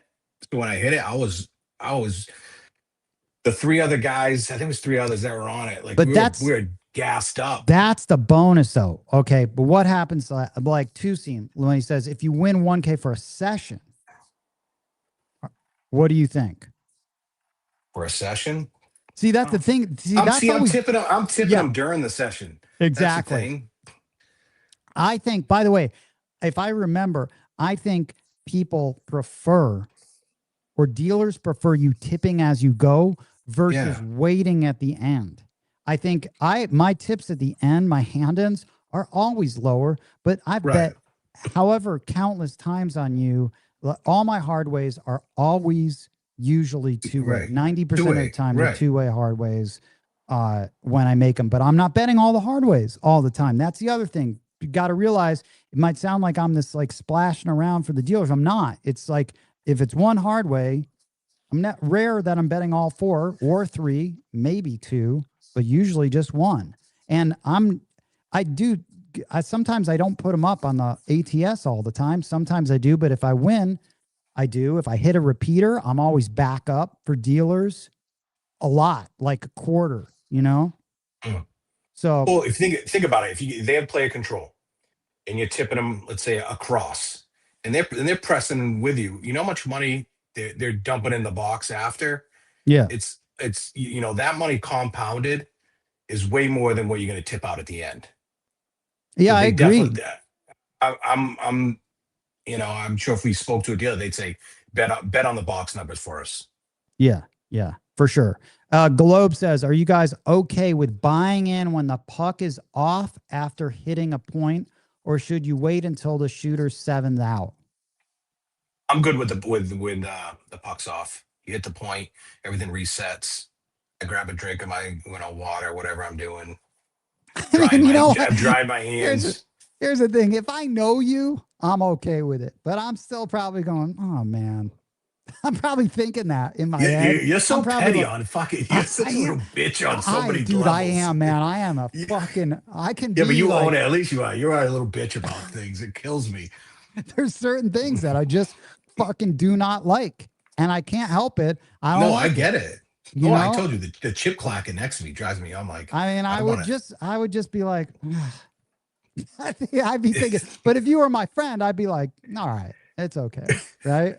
Dude, there was another thing, another text. I think Mike Globe might have said this. Oh, dude, Real Pain, you're not in the group chat. I will add you to the group chat for sure. Okay, man. I know there was a question. There was a question somewhere, man, and man, I should have saved it. I get so many. Hold on a second. I want to find this because it would.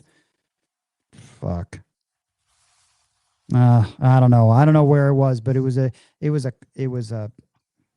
Would have been good. Yeah, I forgot. It had to do with like buying in, or I don't know. I'll remember it, but that reminded me of it. So if someone sent me a question, send it back. So just so I have it, top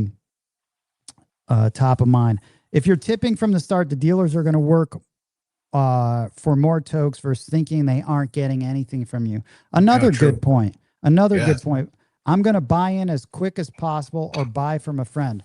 That's a experienced player right there, dude, to not slow it down. Same here. The last thing I want to do is be that guy. I never want to be that guy. I've had to sit on the sidelines on a heater and just sit there and it is what it is, man. I do tell, dude, Lip King, I will tell the dealers, I will stop them from giving me chips.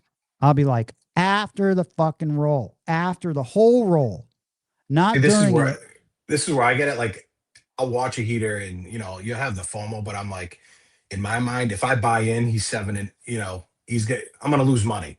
So I'll wait Yeah. my turn. You ever get that feeling? Like, I know if I buy in, even Yeah. after even after Dude, the seven, you want to even hear, after you hit the point, you want, I'm like, I already know I'm gonna lose you money. want to hear some petty shit from 10 ton? Okay. This is classic. If there's a shooter that I do not like, that I'm just waiting for, and I just like, sometimes, dude, I No. can't stand some people. Like, it may seem like I like people, but man, at the table, I'm just all about business, and I really cop an attitude in my head. I'm like, I hate this motherfucker, right? That's what I'm thinking. So there's been random shooters that have been thrown. I'm like, fuck this guy, right? And so then I know that the minute I make a bet, like, and then he keeps shooting, I feel like he'll 7 out. And I've Yeah, done that. right. I've done that because I've been so Just to be petty. a I'm like, I'm dick. just gonna Just to be a be a bet. dick. Watch, I'll make my first bet, and it'll be a 7, and then we can get on with this, and I can raise the limits and get this table. Maybe Alan G can talk 10 ton into playing at Palms this weekend. There are so many cool people in town. I would love to play. I just can't because, I don't know, man. I would feel bad. I'm on day 26 of my 60-day fucking absent. Halfway there, man. Yeah, halfway Yeah. there. And then Sweet Lou, the puck doesn't say on, it says no. That means no buying. LMAO. Sweet Lou. I mean, I don't know. FOMO is a thing. I think people get this like, oh my God, I got to buy in or I'm going to miss this hot roll. It's like, I don't know. I think if you can rid FOMO, if you can rid that out of your life, it will help you in general. Sometimes I'm like, it wasn't meant to be. It wasn't meant to be. That's exactly how you look at it. It wasn't meant to be, because if you buy in, shit's going to go downhill. It's just bad juju. It is. I think so too. Caveman, if you show up with chips, fine, no cash on table for me. That is, I agree with you. If you got chips, hell yeah, man. There's no problem. There's no disruption. None. Right? Agreed. Yeah, man. So, but I mean, there's people like Toranaga's in town, Chow's in town, fucking Alan G's in town. I mean, you got a star cast. And you Biloxi can't roll. Craps is in town. I mean, this is a good weekend to be out and about. No, man. what's going on in Vegas this weekend? Bringing everybody out. I don't know, man. I don't know, but I do know that the Minnesota North Stars Minnesota Wild beat the Dallas Stars. Do you know that the North Stars from Minnesota moved to Dallas? Dallas, right? Yeah, and they became the Stars, and now the Minnesota Wild. Yeah, man. I like that name. What, a Wild? Wild, yeah. That's fucking. I don't like it either. I don't like their stupid. away uniforms either. I feel like Stupid. yeah, the Minnesota Wild, but their home jerseys their uniforms are kind of sweet though. So anyway, so that's that, man. What else, Lip King? I want to talk to you about is like people with fear of pressing, pressing bets. Oh yeah, dude. Let's talk about that. And Craftsmaster Journey, I am not going to be at the BWB with probably 100 people that are going to be there. It's created quite a little event there. So I'm going to play. I think like June 4th is the next time I'm going to play. Yeah, when I'm out there. And then BRB at my local casino. I always keep at least 100 chips in my gaming vest in the car. Oh man, BRB has a gaming vest. That way I can walk in and place some bets. I like that, man. BRB, I love it. Oh, dude, Fish. That's right, dude. Fish is at the Sphere. That's bringing in a crowd, huge crowd right there. Yeah, all the fish heads. Yeah, for sure. Oh my God, dude. So I was at this. So I went to a meeting at Venetian. It was in the restaurant row. I was meeting this vendor there, and I remember he was like, we were at this restaurant, and he kept looking at the menu, right? And he was telling me, "Yeah, I'm in town for fish, right? I'm gonna fish and do this." And then I'm thinking, and we were talking about like whatever, hockey was on TV, and then he asked to see the menu again, right? And then he asked he asked the waitress, oh, what do you like? Right. But then the guy who brought the water, he's like, oh, what do you like? Right. And then the waitress came back and he's like, what do you like? And he's staring at the menu. And then I was like, dude, are you stoned right now? And he was. Like, you know what I mean? When you realize someone is high as fuck, and then you're like, man, I feel like Toranaga was stoned. Probably, yeah. Man, because I was like, but he was. No wonder you stayed at Venetian, because the sphere's right there. So maybe that was like, it was funny when you actually go, this guy is stoned. Why is he staring at this menu? Right? He can't make a decision, and he's asking everyone. And I'm thinking, man, it's not that hard, guy. Like, you should have picked what your gut said, you know? But he was stoned, which is actually pretty funny. That makes sense. When you guys are on a roll, hitting multiple numbers, do you move your place bets off the point or keep it there with your line bet and odds? What do you think, man? Sometimes I'll keep them up there so my rating stays up, because the odds aren't counted as your theoreticals. So, ending. I think they're counted. Where was I? I think they're counted at Venetian, by the way. It's selected like over here. Yeah. Definitely not. They're not. Don't count for shit. Yeah. So the place bets do. So that's a really nuanced question. And this came up with Dice Coach and Ed in that last episode, when we were talking about, well, what if you have a big bet, like a big place bet, right? Like your 4 is maxed. Right. And then you're all of a sudden your point now becomes a 4. Like, what you're doing, like, are you working that number, or do you have it hopped, turned off and then hopped, which would probably be the play. But what happens if your point is then 4? This is what I do. I'm sort of a sucker for the spirit of the game line of play, which is like, these are the craps gods telling me, take this money. That's on the 4. It's now your point. Max your odds, but it's the universe telling me we're not going for it. You're just going to take this as profit. And that's kind of how I've always kind of made sense of it in my head, which is like, that's the spirit of the game. Its point is now that I'm taking my odds and taking that. It's funny you say that, because it just recently happened to me. And I'm probably in that same philosophy with you, because one of my strong numbers is a 6. And Pelton sixes, and then on the come out roll, I used a different set one time, and 6 became the point. I was like, fuck, and I didn't go heavy on the odds, because I just knew at that time it just didn't feel like I was gonna bang that 6. Just something comes over you, like, you're right.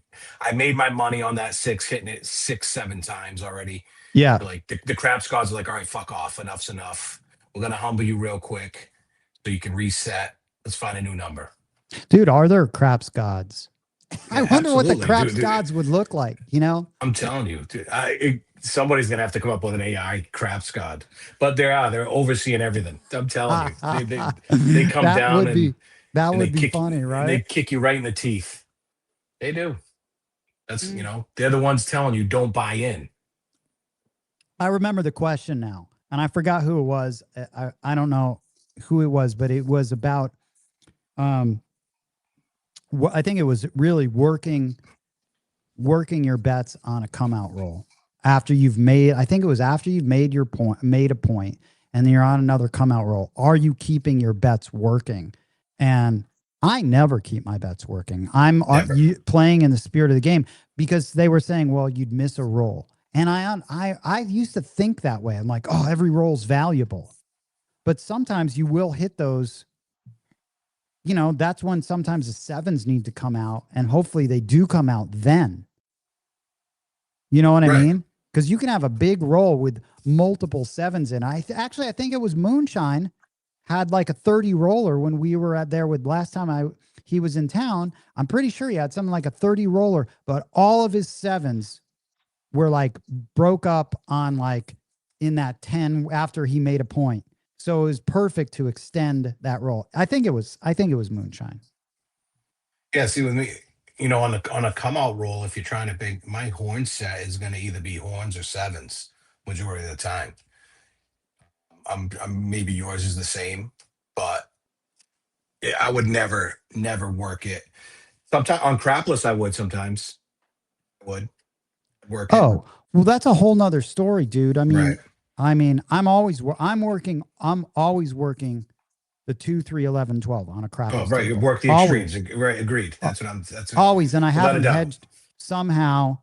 I have those hedged. That's part of like how I'll play crapless. I don't want to miss a roll. They're too rare to Yeah, miss a they are. roll is I think it's, I don't know. They're too precious. You have to take advantage of those. You do. Yeah, you have to work the extremes. I agree on crapless, but on traditional craps, I'll never work it. I've seen people work it, and it's just I don't know. I just think it's stupid. Yeah. So I think it was moonshine. He says I was knocking the guy Yeah, off the don't good. pass. I The love guy that. that I was love yelling that. for the 7. Yeah. I get a chubby, dude. I get aroused knocking them off. I do. I ain't gonna Nice, lie. dude. Nice, I man. love that shit. Nice. Who's Alan G? But if 10-ton comes down to the palms, I got an extra keychain for him. Oh, it's from his sister. His sister made that keychain. Alan G. I have that keychain on my desk all the time. I'm like, it's like one of those fidget spinners. Remember those Ooh, things? yeah. He made the casino tears. His sister did. Yeah, that's cool. Maybe I will. Alan G. I will be at Palms tomorrow. It's ETG. It was ETG's birthday yesterday. Oh, your son, not your son. What'd you get? Your Son, son, not not your my son. son. Dude, I didn't get this guy shit. I'm gonna get him I'm gonna get him a nice, Get him a lap dance. I'm gonna get him a dance. nice meal, right? ETG, a nice meal. I probably get him whatever at Palms. Gonna it'll be good, man. It'll be a good meal. I'm gonna go meet my host beforehand. So it'll be good, right? He's cracking up. Get him a hooker at the Palms. No, he doesn't get a hooker at the Palms, dude. He doesn't get the kid's a good kid, man. All right. The kid's he doesn't swear, he doesn't do drugs, he goes to church. This is a good kid. This is a good employee. All right. We need to corrupt him. No, man. No, I'm not even teaching him how to doesn't know much about gambling. That's good. This is good, right? So this is good. All right, real pain. Missing a roll is the worst. I listen to Dice Skull Coach. I take what the table is giving. That's true. Sometimes you got to, but it sucks when a long roll happens. Yeah. Yeah. You know what the thing is you remember it's a psychological thing. You're a psych major. That's what's gonna stick in your head is that one long roll, but you're forgetting the 90 prior to that. Yeah. Yeah. It's all numbers. Dude, big foam finger. What a handle, dude. There's some classic handles, man. Since I love hearing everyone's gameplay. You're solid, Lip King. Dude. I love the picture, dude. Big foam finger. I know, man. That's fucking awesome, dude. Big foam finger. That's another classic handle, dude. Oh my God, dude. And it's hilarious that I don't know anyone's first name. I really don't. I just forget them. Like, it doesn't make any sense to me. Like, whatever Big Foam Finger's first name is, it would not make sense to me because it's Big Foam Finger. You know what it is like with like high school, like my boys I still grew up with from like junior high on, we all have nicknames, and we call each other like in front of our like wives and kids our nicknames still to this day. And I'm gonna be 50, we're talking 13-year-olds with the same nicknames going up throughout life. So that's how it sticks. And it's fitting to everybody though. You know what I mean? Yeah, I don't even know how. Look at that. Oh, dude, what? You should have your camera centered, dude. I should have told you, man. That camera needs to, at least your fire extinguisher isn't beeping, right? You know what I mean? Oh my God, dude. I got to tell you guys. So I'm in bed and all of a sudden it's like 4 a.m. I hear this beep. And I couldn't figure it out. I'm like, please don't be that fire alarm. Please don't be the fire alarm. And I'm like praying. and then beep. And then I'm like, oh, fuck. And then I start counting in my head. I hope this doesn't go off, like to see how long the increment's going to be. And then it's 60 like, oh, seconds. shit, 30-second increment, right? Beep. Oof. And I can't stop hearing it. So then I wake up, and of course, it's like, you know, I have to get like one of these, like these big, like these bar things and climb on it. And I'm super tired. And then I have to find a 9-volt, and then it wouldn't work. And then, so then I did it finally, went back to sleep. It was like, took a half hour, right? You disconnect it? At first I tried disconnecting it, but then I disconnected it and it still was beeping. Oh, because it's hardwired. It's hardwired in, yeah. And I was like, oh my God, this is hell. So then the next night, the other one went off, right? So they must have been changed at the same time. And I'm like, holy fuck. So then I go, but I had another battery because I had to go to CVS and like downstairs and get a 2-pack. So now I'm just ready. It was really funny that happened. But anyway, yeah, because I see that little in the background on your ceiling. Yeah. The fucking fire alarm. But speaking of BRB earlier, see, he's taking advantage of that exterminator technique about you guys getting that table in there. So you've built up goodwill to end up using it to your advantage, which is so important. That's all BRB because that's his home turf, and he's well respected there. There's no doubt about it. You guys went out again. Yeah, we did, and again, good rolls. I think first time I went 18 roller, all box numbers, 18 straight box numbers. Man. So we made money. He had I think a 20 something roller. What kind of toss? Choppa. Did he throw the choppa? Yeah. Oh, his choppa toss is the choppa. The choppa. I love his choppa. It's AH at the end. Choppa. It's the choppa toss. Oh my God, dude. But yeah, and then we went to the high limit room, and that table was unbelievable. Oh, good. Great. Yeah. Great table. Yeah.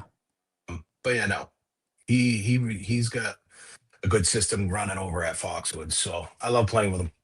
Yeah, man. That's cool. That's cool that you guys like it's getting people together, and same with those guys, Yank and Reaper and all those guys. You know what I mean? But like we were talking when you and I were talking, and it's what I love about like people in our crew is when BRB and I first met, like we kind of already knew just how each other plays. I'm telling you, it's bizarre. Like when I was rolling, we do our thing. We don't even talk to each other at all.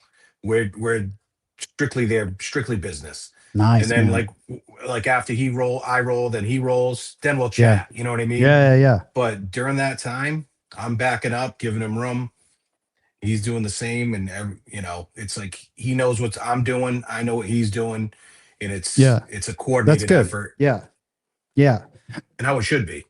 Shout out John from Pro Craps, now Casino Gaming Central. Man, that CGC. I like talking to John. Always good times talking to John. I love those guys up in Seattle. That's a scene, dude. They're growing from, it sounds like it. They're growing. If you're ever up in Seattle, dude, I feel like that scene where you guys are, it's pretty tiny. They got a scene.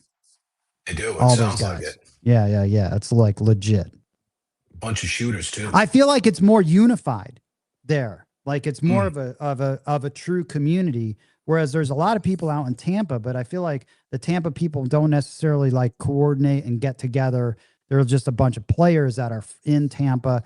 I like the fact that the Oak Ridge boys, the Blue Ridge crap shooters guys, that those guys are getting together. Yank and Reaper and ATS. And that's what I don't like. Why do you think that is? Like you should want to reach out to fellow shooters, without a doubt. Dude, that's a good question. Why? I mean, I feel like that Tampa scene should be solid. Someone asked me for Wisco's. I forget who it was. Someone asked me to connect them with Wisco. I think it's good because you're right. You want to be going out. When I was driving up to go to Mandalay Bay all the time, right? All the time. I had no like craps friends. Like, no, I had no, not the sob story, but I had no Right. friends in that played craps. All my Right. friends who played poker, no interest. And there was no one that was like that you could nerd out and talk about the game with. I probably would have gotten so much better, so much quicker if I had someone to like bounce, like let's say I knew Bump John. You know what I Right. mean? Then we would have been able to like raise our game together. Whereas I think that's what those guys in the Northwest are doing. It'd be so great to have leagues, man. You know what I mean? Yo, Right? yes. Like Regional pool, like, leagues. yeah, Dude, yeah. you would be on Yeah. you would be in The that Northeast. like that Northeast conference. It'd be like the movie Dodgeball. You know what I mean? Yeah, that'd be funny, man. Oh, it was real pain. That's a real pain ass. So hopefully they connected and can go out and shoot, because it's good to go shoot with like-minded people. Dude, right? Without a doubt. If you have like 3-4 solid dudes they're shooting, you know, 90, high percentage, you're gonna make some serious fucking money. Depending on how you're betting, obviously. But You you're gonna guys, you're gonna so you're gonna come out on top. you guys made money We both haven't lost times. yet. Nope. Nope. Dude, check out this guy, and Zabalski, Craig. That's this guy's first name, Craig. Another Packer fan, dude. And yeah, that guy's Oh, the great dude. Zabowski. Yeah, dude. Oh my God, that's a good handle. You should have that. The great Zabalski. Right. Yeah. Dude, how do you run if you out of your $25 4 or 10, how would you run it? Oh, the press schedule. Yeah, how would you run it? Yeah, Because that's another thing that someone was saying. Like, how would you do that? Like, and 50. not Go 50. for real. Like, if I saw you at a table, Yeah. you running 4 and 10, and you like, do Love you the and 4. I love the did you 4 and start 10s on the too. 4 and 10? Someone I do. was asking. I do. Are you betting across? No, I'm an even numbers guy. Oh, okay. Yeah. Even numbers. If I'm not hitting the 10, I'll bring the 10 down. But I'm hitting the 4, the 6, and the 8. If I'm not hitting the 8, then that means I'm hitting the 9. Okay, But but let's say you're going to start with $25 on it, right? yep. All right. And what do Go you to 50. Okay. And from 50, collect. So half press up to 50, collect. Yeah, collect. Then full press there to 150. Oh, okay. Wow. All right. That's it. So, Interesting. And then it's like a little hopscotch. Yeah. Well, right? It's like a skip, stop, collect, and then full jump. Well, because I don't know because 4s and 10s, they're either not coming or they're coming. That's true. They'll come in a nice chunk, or they're not coming at all. And sometimes I got to pull down my bet. I do. I've done it plenty of times. So, I'll pull down. Okay. If I'm not hitting a number, I'll pull it down. Listen, Pro Craps John says, if I was going to play a 25-4, I like that he jumps in here like this, dude. I like that about John. I would start at 35 and go to 100. This is very much like Ed. Ed plays the same way. Then 250 with 50 on the hard way, and grab a Barney, flip that sucker. Them's fighting words, man. I like that. Right? Then the 250 with 50 on the, that's like, I like bringing in you bring in the hard way. Yeah, I do. You do? At what point when you're hopscotching, dude? No, I'm always hardwaying, Mike, because I'm on the even numbers, so I'll hardway them all. What will you start with though? If you're betting 25 place bet, what are you going to bet on the hard way? At the beginning, nickels. Like when okay. We did with BRB, I was nickel, then went to a quarter. And if he was to hit again, I was definitely going to jack it up. That is a thing, right? These 4s and 10s are either silent or they run hard. It's true. Yeah, it's true. This game is streaky in a very weird way. X-Man says, unfortunately, our last 2 big meetups, we all got whacked. However, when we broke off in a smaller group was more successful. And then BRB Granite Dice hit me up today. He's coming to Foxwoods. See, that's good. A little Nice. yeah. I like playing the 4s and 10s like this, dude. If they're hitting, I'm never really going both 4 and 10 at the same time. I find myself, it's going to be one or the other based on, like, recently I've been practicing and I noticed that what I've been shooting, you know, a booby set, a 1-2, 1-2, right? And I know that I've been hitting downtown a lot. So I start my bets. I don't know who I was talking to. I don't bet across, but since I've been hitting downtown more than anything, that's where I start 6-8 and then 4-5. My point I was going is, to say, with the booby set, the way they're going to pit, you're going to get 4s. You should get 4s. I get a lot of 4s with it, right? Yeah. And so that's where I start. And I'll go 100 and I'll go up to 300 on my first hit. I'll go to 300 on the next hit. If it's the beginning of a session, because I'm starting at black chips, I'm taking it all down, sometimes to 50. And I'm going to take 850 back in 2 hits.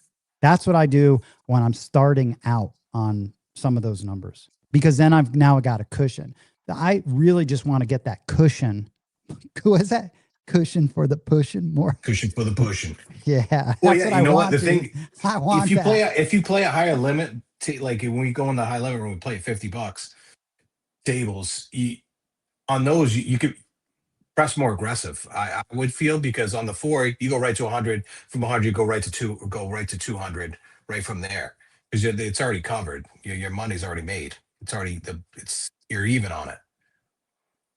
Yeah. See, I never collect on my first hit ever. So I don't do anything.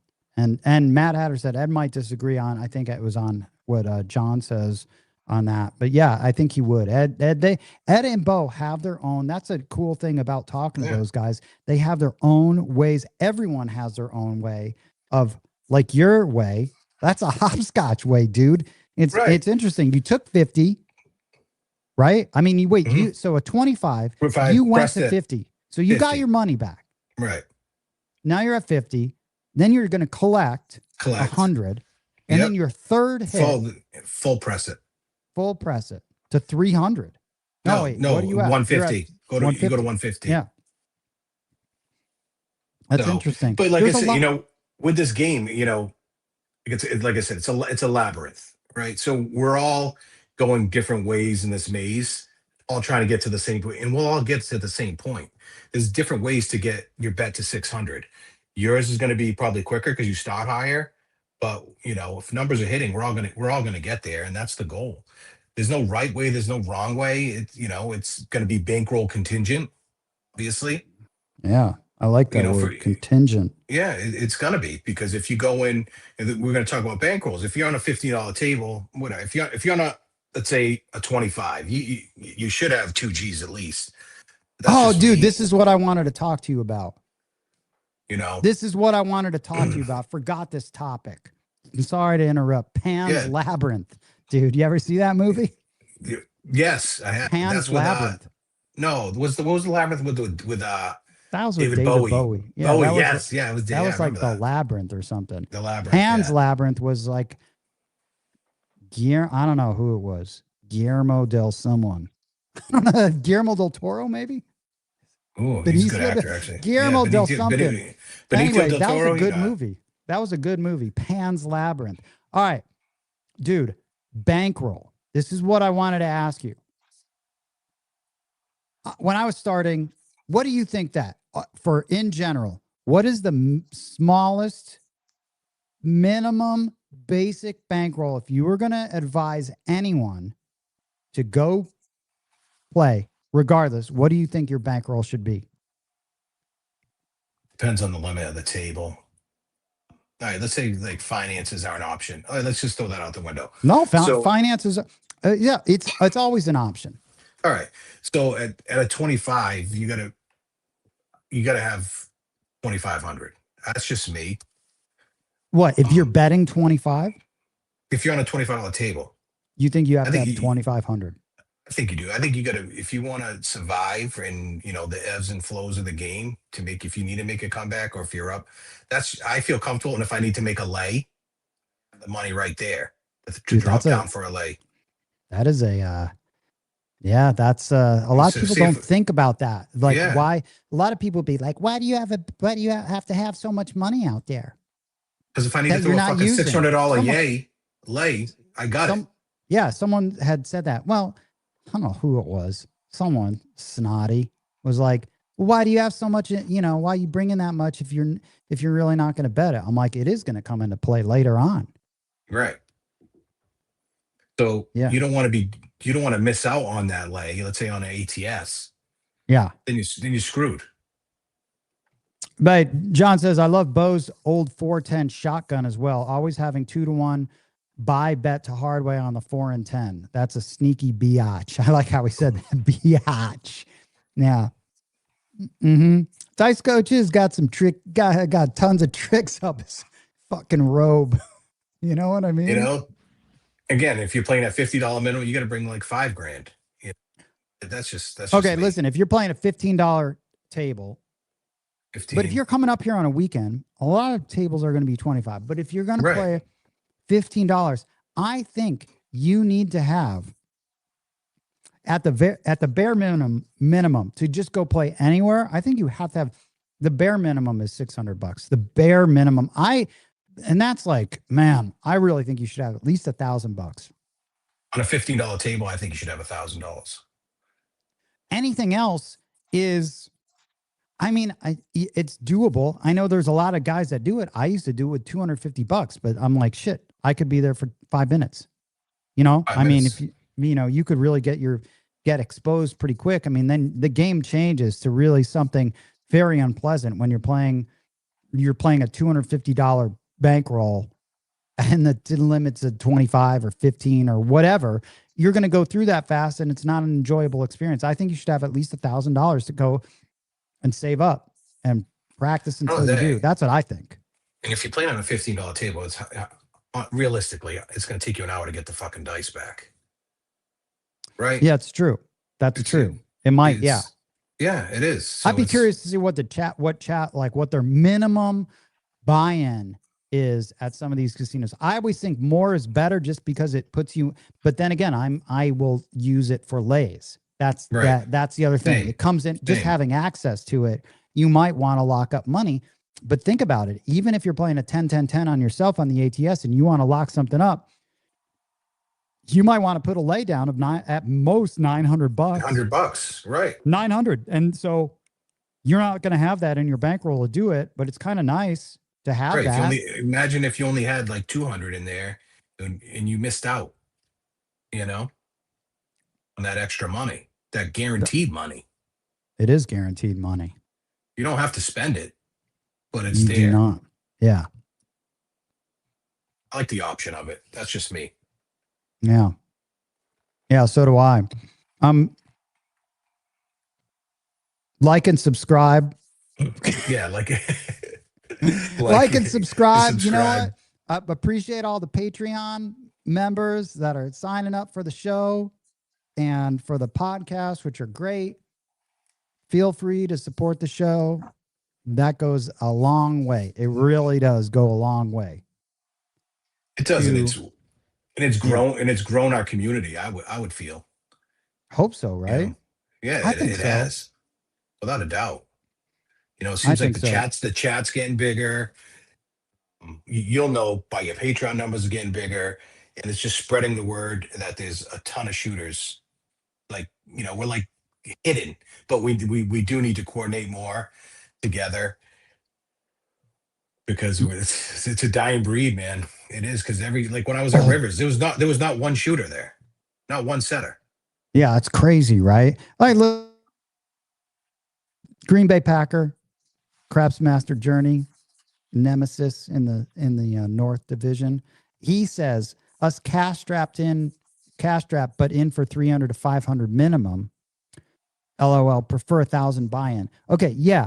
Okay, so but you have to play so careful with a 300 to 500 minimum. You almost can't bet on anyone else, because I would want that 300 just to bet on myself. Because haven't you all made that mistake of, like, I've been there with when I've drove up small bankroll like this, like 300 to 500, and then I bet on everyone. And then by the time it got to me, I had no money left. Right. And it sucks because that can bleed. So you would have to be very careful to not, allow that to bleed, which means you can't really bet on other people. Right. Yeah. He's in agree. Yeah. I don't know. Do you think they're more, if you have a lower bankroll, you like in your mind, it's like, all right, it's 300-500. I'm more careless with my bets. I think I've always said this to Ed. Cool Whip says I usually buy them for $300 to $400 on a $5 to $10 table. Okay, on a yeah.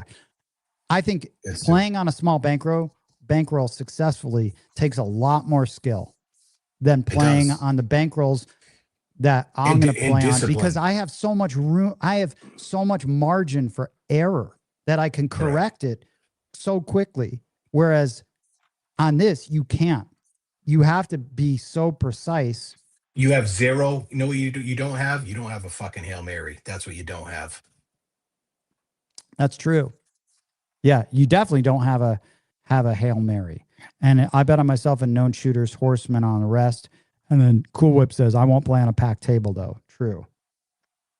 And then oh dude, Rockla. I don't know who this is. Yeah, I did play. Yes. He did. No, I don't play. I did play. I was there for my godson's first communion. Blew in. Dude, you got to get dude, this is X-Man. Lip King is such a cool dude. Thanks for sharing the time and thoughts about this great game. Hell yeah, Lip King. I love talking you're craps, just funny. man. You're just funny, dude. I love craps, and I love everybody in our chat, giving intel and posting glory stories. The glory stories are good too, man. Like I'm so genuinely happy when people post W's. I love that shit, dude. Just keep, post the chip porn. I get off on it. I love it. I want everybody to fucking win. I do. Genuinely. Yeah, I know. I mean, and then hopefully you're on when these guys are shooting, but it's just good because then, the more winners, the better. It's a tough game to win at.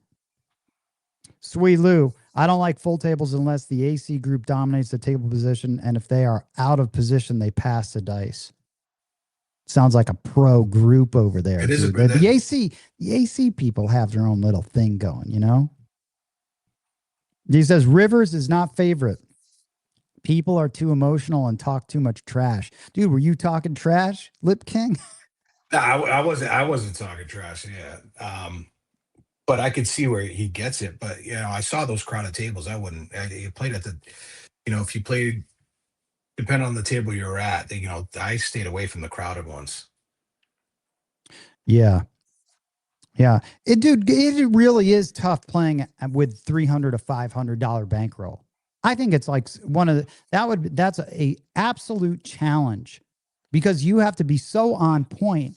And you have almost no room for error when you're playing. Those decisions that you have to make are crucial because let's say you have a $15, like if you want to go max odds, you're looking at on a 6 or 8, you're looking at $75 right there, dude. Right. If you wanted to go max odds, that could be almost a third of your bankroll, just under a third of your bankroll. So including the place bets. Yeah. I mean, right there. Right.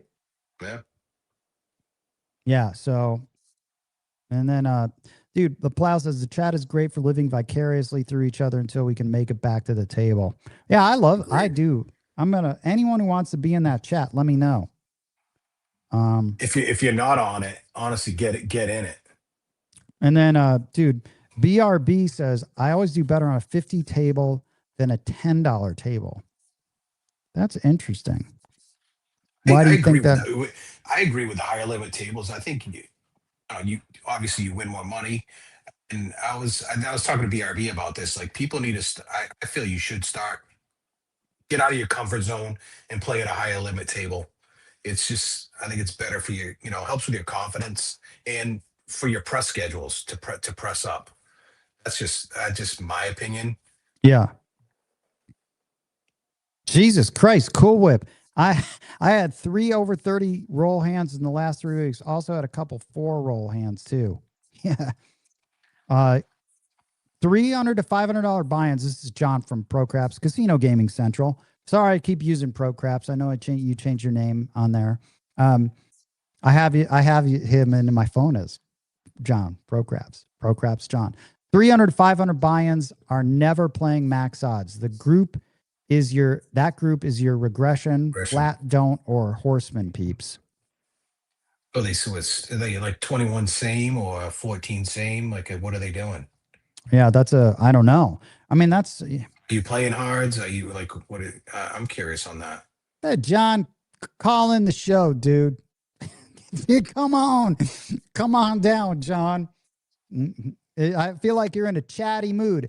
Hey, let me know if you want to come on down. ETG will send you a link, or if you still have that link, dial in. Sene, I don't like crowded tables. I'd rather play at off times. Yep, of course. Dude, Sweet Lou says, I have seen too many leeches and ferrets at the tables lately. Leeches are those that follow you from table to table when you try to get away from them. No, Sweet Lou, those are just ferrets. They're part of the ferret family, man. The ones that follow you. That was the original ferret. He was a $50 ferret. Grasshopper says, the good old days, grinding at Binions when it was $1 minimum and 100 times odds. Jesus, man, and do it. Well, listen, John, you're always welcome, man. Same with anyone from the Seattle area. You got the strippy? He's at the strip joint right now. He's at the strippy right now. Oh my God. Big foam finger. I'm on my practice table now because this show gives me the itch and I try things I hear on the show. Nice, dude. He's putting it to life. I like it. Dude, 2 hits, regress, play with profits. Hey, I'm a fan of that. Yeah, you got to get the 2 hits. And then he says, at my local, I come in with 400 to 600. It's lower since I know who can shoot and who can't. So I guess, man, still think you got to be so careful, dude. But if you can save up to play with more, I feel like it's freeing. It's liberating. It's scary at first, though, man. It is scary when you start going up in levels. It's a little nerve-wracking. I would always tell Ed, I'm like, man, I would be there in my head. I'm like, I'm conditioning myself to get used to having a bigger bet out. And I'm not going to stress because you start stressing. Well, that's why I said if you played at let's say a 50 minimum or 100 minimum, you're forcing yourself into that. You're conditioning your brain to say, all right, it's okay. You know what I mean? Even if you just start out with like say a $50 table, you start with one number. Just try to peg it. Just get used to it if you can. Plus, there's nobody on the table. I don't mind playing by myself. Actually, I like it. Yeah. Or if I played with just me, like, or one other guy, and see you later. Yeah, but the beginning of this, BRB says, and it's true. Higher limit has less ferrets and better vibes. That's the whole point. That's the whole point of like playing at higher limits is because there will be, and especially if you're the one that's been able to like raise that limit, then you've really created what you want to do. What's most optimal, dude, is creating your table conditions at home, making it like a practice place, which is why, that's when it's the best, when you can do that. And then you know what it is then it's on you. If you don't produce, then it's on you. And I can live with that, man. And I can live with that too, without a doubt. It's like when Okram Polo was here, and when I met up with him over at Venetian, we were lucky enough that I knew that guy, the Steve, who was the floor, and I hadn't seen him because way back from the Mandalay Bays, and then you play long enough here. Then he was at Cosmo, and we were able to get. He's like, yeah, listen, play at this table. I'll raise the limit, and just you guys can shoot. So it was like great conditions off the bat. So it was on us to produce. Correct. It's all you can ask for, right? It's your glory or your demise. It's one of the two. Yeah. It's a big deal when being able to start, like when you're first playing, when you're first starting a session, how cautious are you when you're first starting? Like how much exposure do you have? It's your shot. Are you more aggressive, or are you just trying to get a win before you can be more aggressive? Or are you just starting like, all right, this is how I play? That's how I play. Like I'm betting the same numbers. But like I want to make sure my landing zone where I'm hitting is where it needs to be. But I'm gonna bet the same. I'm not gonna just tiptoe in. It's either I'm on or I'm not. I may have a good roll the first time, second time I don't, or Yeah. vice versa. But I'm not gonna not bet. Yeah. That's just not me. I won't do it. I'm going in. I'm not gonna play scared. Put it that way. I don't play scared. That's a tough thing what you said. There's times when I'm not necessarily scared, but I've got butterflies and I'm nervous. You know? Yeah, I like opposite. I love that. I like that feeling. You know, I feel like I feel like I get a little more maybe zoned in, or maybe it's just I'm terrified when I really playing at those higher levels. You're throwing in banana chips, dude, on the freaking first roll, dude. I mean, and so it's more like there's pressure. Like I need to do that. So Globe was like, when you guys are throwing, what are your eyes looking at? Landing zone, the dice spot on the for me, the spot where I'm landing. Are you looking at the diamonds? No, I find a spot where I need to be, and I'm looking right there, and I'm hitting that spot all the time. Yeah. I'm looking at a spot, but I'm also kind of looking at the almost the top of the diamonds too, because I'm trying to drop it right in there. So I'm sort of like looking at both in a weird way. Simultaneously, I'm trying to hit that one spot though. I'm whatever that spot is, and then you can keep making adjustments. At Proverb 13-33, it's not playing scared. You play with the bankroll for what you have. Yeah, I know. I'm just like, I get a little, I'm always a little, I don't know. Maybe I don't know what it is, man. Honestly, at your level, I'd probably be nervous the first roll. You know, your level is a lot different than the average person, let's say.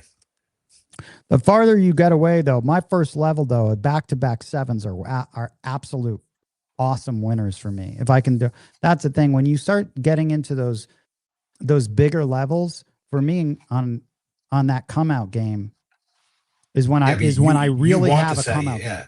I want back-to-back sevens. Back-to-back sevens pay 1,300 for me on my come out game when I'm playing big, which is very different. I was talking to someone, I don't know who was, about a 10-10-10 like ATS come out game.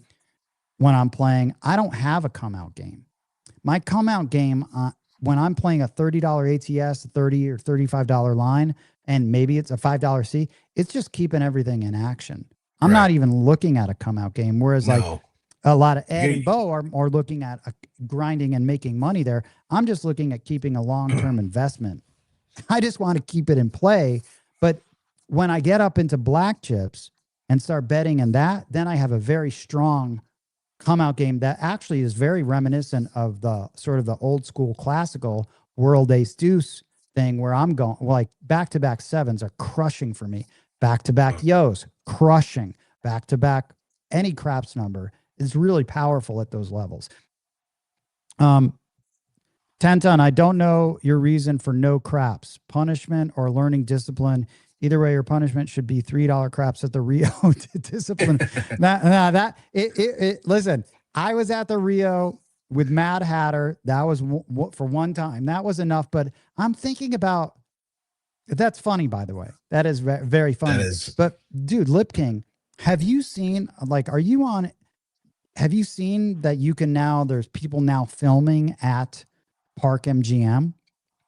No, I put in the chat that I saw that notification from Instagram about the Plaza.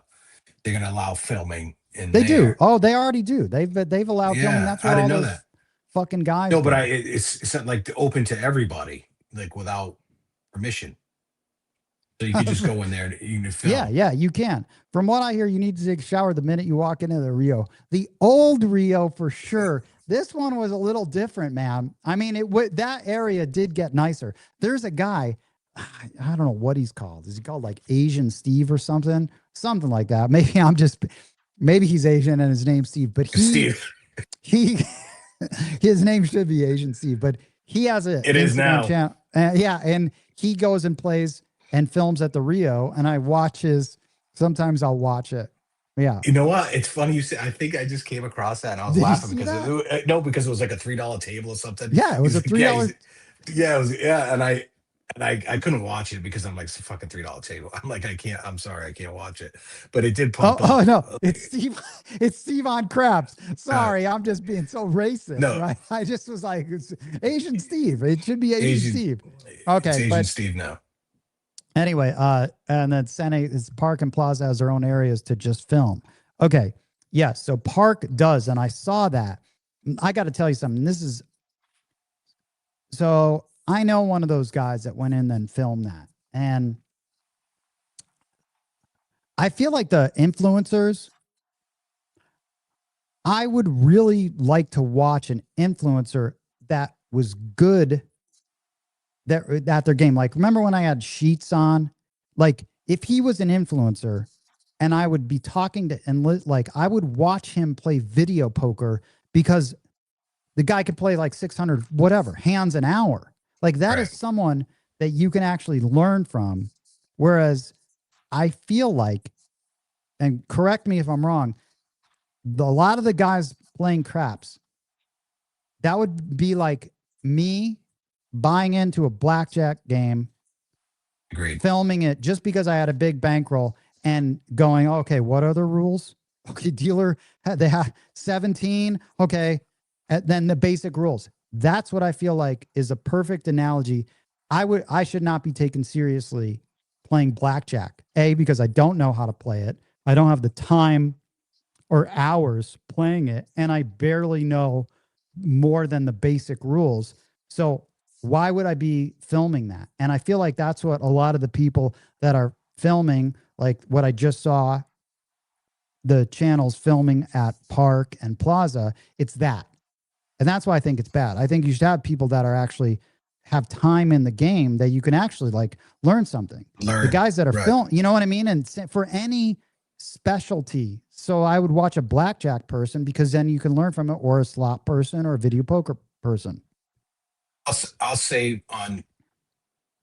to benefit them. Obviously, the way they play is absolutely, it's stupid. But what it does for the game is it brings people into the game. That's the one redeeming thing. That's it. That they're going to get people to learn craps, to play craps, hopefully enjoy craps, but obviously they're learning the wrong way. Yeah. Here's this. Interesting. Let me get rid of this ultra pouch. All right. Craps Master Journey. But no one watches our channels who try to teach. Okay. And then this one. You mean you aren't learning from Degen Dalt or Vegas Matt? I don't know who Degen Dalt is. I didn't know there was someone, but that's funny, man. Or Vegas Matt. Truth, Joe. Yeah. It's hard to learn from Vegas Matt when his gold is blinding you and he's like fucking all blinged out. I feel like, I mean, I guess it is. It's either all just entertainment, and that's where all the views come from. And 10 ton, get Sean Perry on and ask him about how he plays. Yeah. Man, right? Dude, well, let me see. Hold on a second. Let me see if I could do this, dude. Hold on a second. Maybe, you know what, Craps Master Journey, maybe to some people,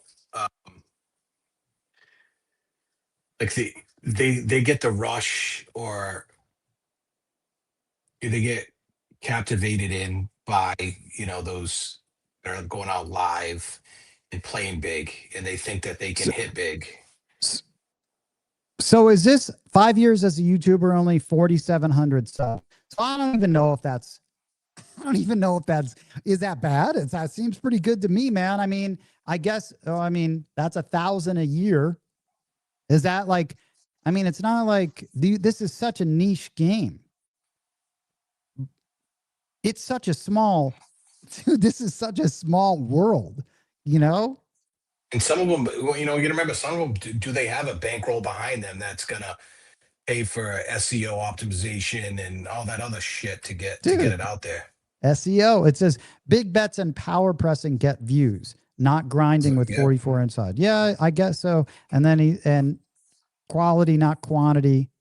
Not great. Only pays 100 per month. Okay, so that's the other thing. I mean, I think what's saving me is I don't know. I think I don't even care about them. I've almost entered this setting the bar so low that it's going to cost me money. You know what I mean? Like that I'm not going to make any money, but I understand. I saw the most interesting video. Do you know who that guy Clavicular is? Anyway, does some of you guys know testicular, right? Clavicular. It's this guy who like looks maxing all that. Dude, he spends, or the team behind him spends like, what is it? I think it was like 600 grand a month on clipping. And that is how you get like popular. I mean, he has billions of views, right? So it does not cost most of us money. That's okay. So I just think this is good. See, Casino John's Crapsmaster, Journey, and I aren't here to get views. We're here to be that voice in the darkness that hopefully one person hears and changes their ways and saves their house. Okay, yeah, John. See, John would be a good, like, John, you got to come on sometime again, because John's got a definite, he's got a definite mission statement, you know, and I think everyone's got a little different plan or why they're doing John's like the fucking super church of craps over there. You know what I mean? Dude, I always say John should be running like John's other life is that he should start like the the Craps Anonymous, like the where he could hold those meetings and we can live stream those. That's what we should do. The David Koresh of craps. We should live stream those meetings. That would be great. But you're right. Everyone's doing it for different reasons. It's tough, man. I don't know. The views are. I don't know how it goes. You would know. Like, I don't know how the monetary bit works into it with. I think views and subscribers. I have no idea. Yeah, if you're doing it, that's got to be. I guess that's got to be frustrating. So that says speed metal, truth, and math. John's funny, man. All right, so check this out, though, dude. I was gonna show you this. This is the Casino Tears Instagram, Lip King. Okay. All right. And hopefully I can come across it. Oh, dude. You know what I wanted to do, Lip King? What one of these things I wanted to do? I wanted to have like a news show, right? Oh man, could I change this background, dude? Check this out. Can I go to this? Hell yeah, dude. I wanted to have this Vegas player news, right? Where I wanted to actually read the news out. And I wanted to have a co-host. I really think it'd be great. But check this out. I'm looking for that. There's a lot of good packages, man. You see that? Circa $400, 2 nights stay. Circa had that, I think, last year. But everybody's jumping on that all-inclusive bandwagon now. I mean, 2 nights stay for $330. I mean, from $150 a night. I want to go play Resorts World, dude. I really want to go play there. It's about time I've been back there. It's a long John table. Sarasani, that guy, blackjack guy. Yeah. Man, I got a view here, dude. I got the view. I'm looking for the all I do is follow like crap stuff here. Team Cheeks in the building. Dude, oh my God, dude. Cheeks. Dude, I should follow that. Team Cheeks Did on, you dude. ever see that? Do Do you ever watch that? Dude, I watch Team Cheeks all the time. Dude, I that love guy him, is dude. great. Whatever his catchphrase, what's he say? Team. What's he say? He says something like, he's like, Team Cheeks in the house or something no, like that. he's like, Team Cheeks, looking to clap some cheeks. Oh, yeah. Looking to clap some cheeks. That is so funny, dude. Oh, Team my Cheeks God. in the building. Oh, dude, I got to find this. I have to find this.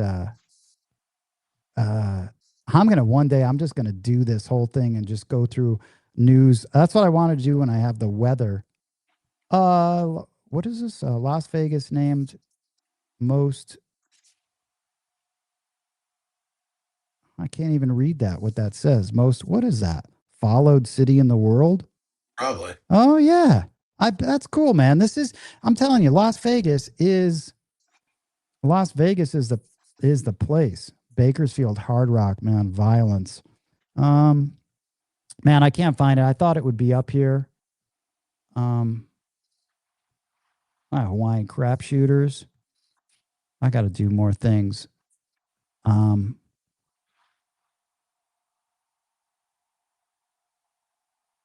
Yeah, there's a lot of it's interesting, man. I'm going to scroll through this sometime, probably during the day, and focus more on. I really want to start doing some stuff like this since I'm here in Vegas. I could you live there. Go through our Instagram. Yeah, so anyway, this was the backdrop for this Vegas player news that I wanted to do. I really wanted to just talk about all the news stuff going on, because there is a lot of stuff that you can talk about, which I feel like it's an untapped thing. It'd be great to have to have a co-host and just talk about a lot of this stuff and talk about a lot of these clowns too that are on Instagram. So yeah, man. Oh, yeah, because I think I asked you, it was a shooting over there. I forgot where it was. And I'm like, you're like, oh, this shooting's here all the time. I forgot what casino it was, but there was like a shooting somewhere. Yeah. Let me see what's little love here from 59 Chevy Crapsmaster. I respect what you do, making videos every day, but most people like live or recorded casino play. They do play different casinos, likely Brian at Plaza Crapless and at Rio Crapless. ATS Hunter, almost miss you guys. He's coming into town. Yep. I'll be in Vegas soon. And then listen, Senate Crapsmaster Journey, your videos help me start rhythm rolling. Do a drone broadcast. Yeah. Mad Hatter. So, dude, I mean, I actually get a little depressed when I see those guys that are filming at Park MGM. It's in a little room. It's because they don't know what they're doing. They don't know what they're doing at all. So I guess you're right. That's nice, Lip King, that you're looking at the good of hey, it's good. They're spreading the word. But it's almost like I said, if I went and decided to go, hey, guess what? I'm going to go play blackjack. Dude, what a joke. Me playing blackjack. No, but with your platform and the people that you should be out there shooting and filming. To be honest with you. You should. I'm going to start doing that, but the time is not right. The time is soon. Right? Patience, grasshopper. I know, but you don't want to miss now that they're I've already missed whatever. Others. It's like, but you know what? And it wouldn't be like, but I'm going to set that up at Palms. I've already got it set up at Palms where I can go in and shoot and really give a live process. Good, as you should, because those are good tables to do it on at least. Process is the most important thing, and that's what no one is doing. The only person that came close to doing that is VDT. The process. VDT's good. I like watching his videos. The camera angle. I could ask him. His angles sometimes hard to follow. I told 1010 a few weeks ago we should live stream. You are correct, sir. I don't know if it'll be live stream. I know we'll record it for sure.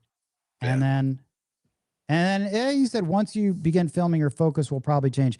I mean, actually got Craft Master Journey. My focus is pretty always. I know why I want to film. I want to film because I want to show process. The process is what's lacking across everything. The process at a live table is really what's lacking. And it's not just like, hey, we're going to bet come bets or we're going to do this because I'm a blackjack player and I'm trying to teach you how to play craps. It's going to be the stuff that no one really talks about. What is going on in your head right now? For example, why you're going to go Lip King, why you're going to go, you know what? What is the thought behind why you're going to do the hopscotch thing? Why you're going to collect? Oh, my 4 just hit. I'm going to collect that 25. In my head, why? I'm going to collect that 25 because I want to get this thing paid for first, right? Your process right there is very different from my process. My process, if I was on 25, let's say, my process is I'm going to fucking full press this bitch up to 75 because on the next hit, I'm taking it down, all of it down. I'm going to take down 150 plus another, plus I'm going to regress it all back. So I have 200 in 2 hits off that 25, right? 25 up to 75, 75 up to base 150. I'm going to then drop it down. I'll have $200. That's the process, right? No one's talking about this. No one talks about the reasons why you're going to go from here, here, and there. Why all the little decisions, dude, there are a billion fucking decisions that are happening on your first roll, dude, a billion that I think people don't, that none of these beginning players, let alone you're coming from a different game, have any clue about, right? Go watch Paulie C. Day, just like every other old school guy stuck in their ways that think they know how to play craps, which is I'm just going to play come bet and odds. And full odds. Yeah. It's like, seriously, it's like, dude, that's AOL dial-up mode. What you need to, okay, why am I taking no odds? Why am I taking one-time odds? Am I even considering odds? How come I'm not betting across? Which is what I just told you, Lip King, because when I was practicing at home with this set, I was rolling predominantly downtown 4, numbers, 5, 6. So I'm going to take what I was rolling down at my house or at my place because I need a starting point with the set to bet on. So all of those things, the reasons why, which is what I would be asking if I was talking to me and I didn't know anything. I'm like, I'd always be asking, why are you doing that? Well, why are you doing that? Why did you just throw that hard way bet down? That one out of nowhere. Well, I mean, talking about this through, I think people don't understand how nuanced this game can be. And you get the people that are just blanket, like bet vomiting all over the table. All right, we're going to play hard ways. And then it's all hard ways. You know what I mean? Or we're going to bet across. I think that's, in some ways, maybe I like the artistry of the game and the strategy in your head of implementing, because you are going to end up playing multiple systems, executing within strategy. So I think that, wouldn't it be fascinating to hear the dialogue of what you're doing?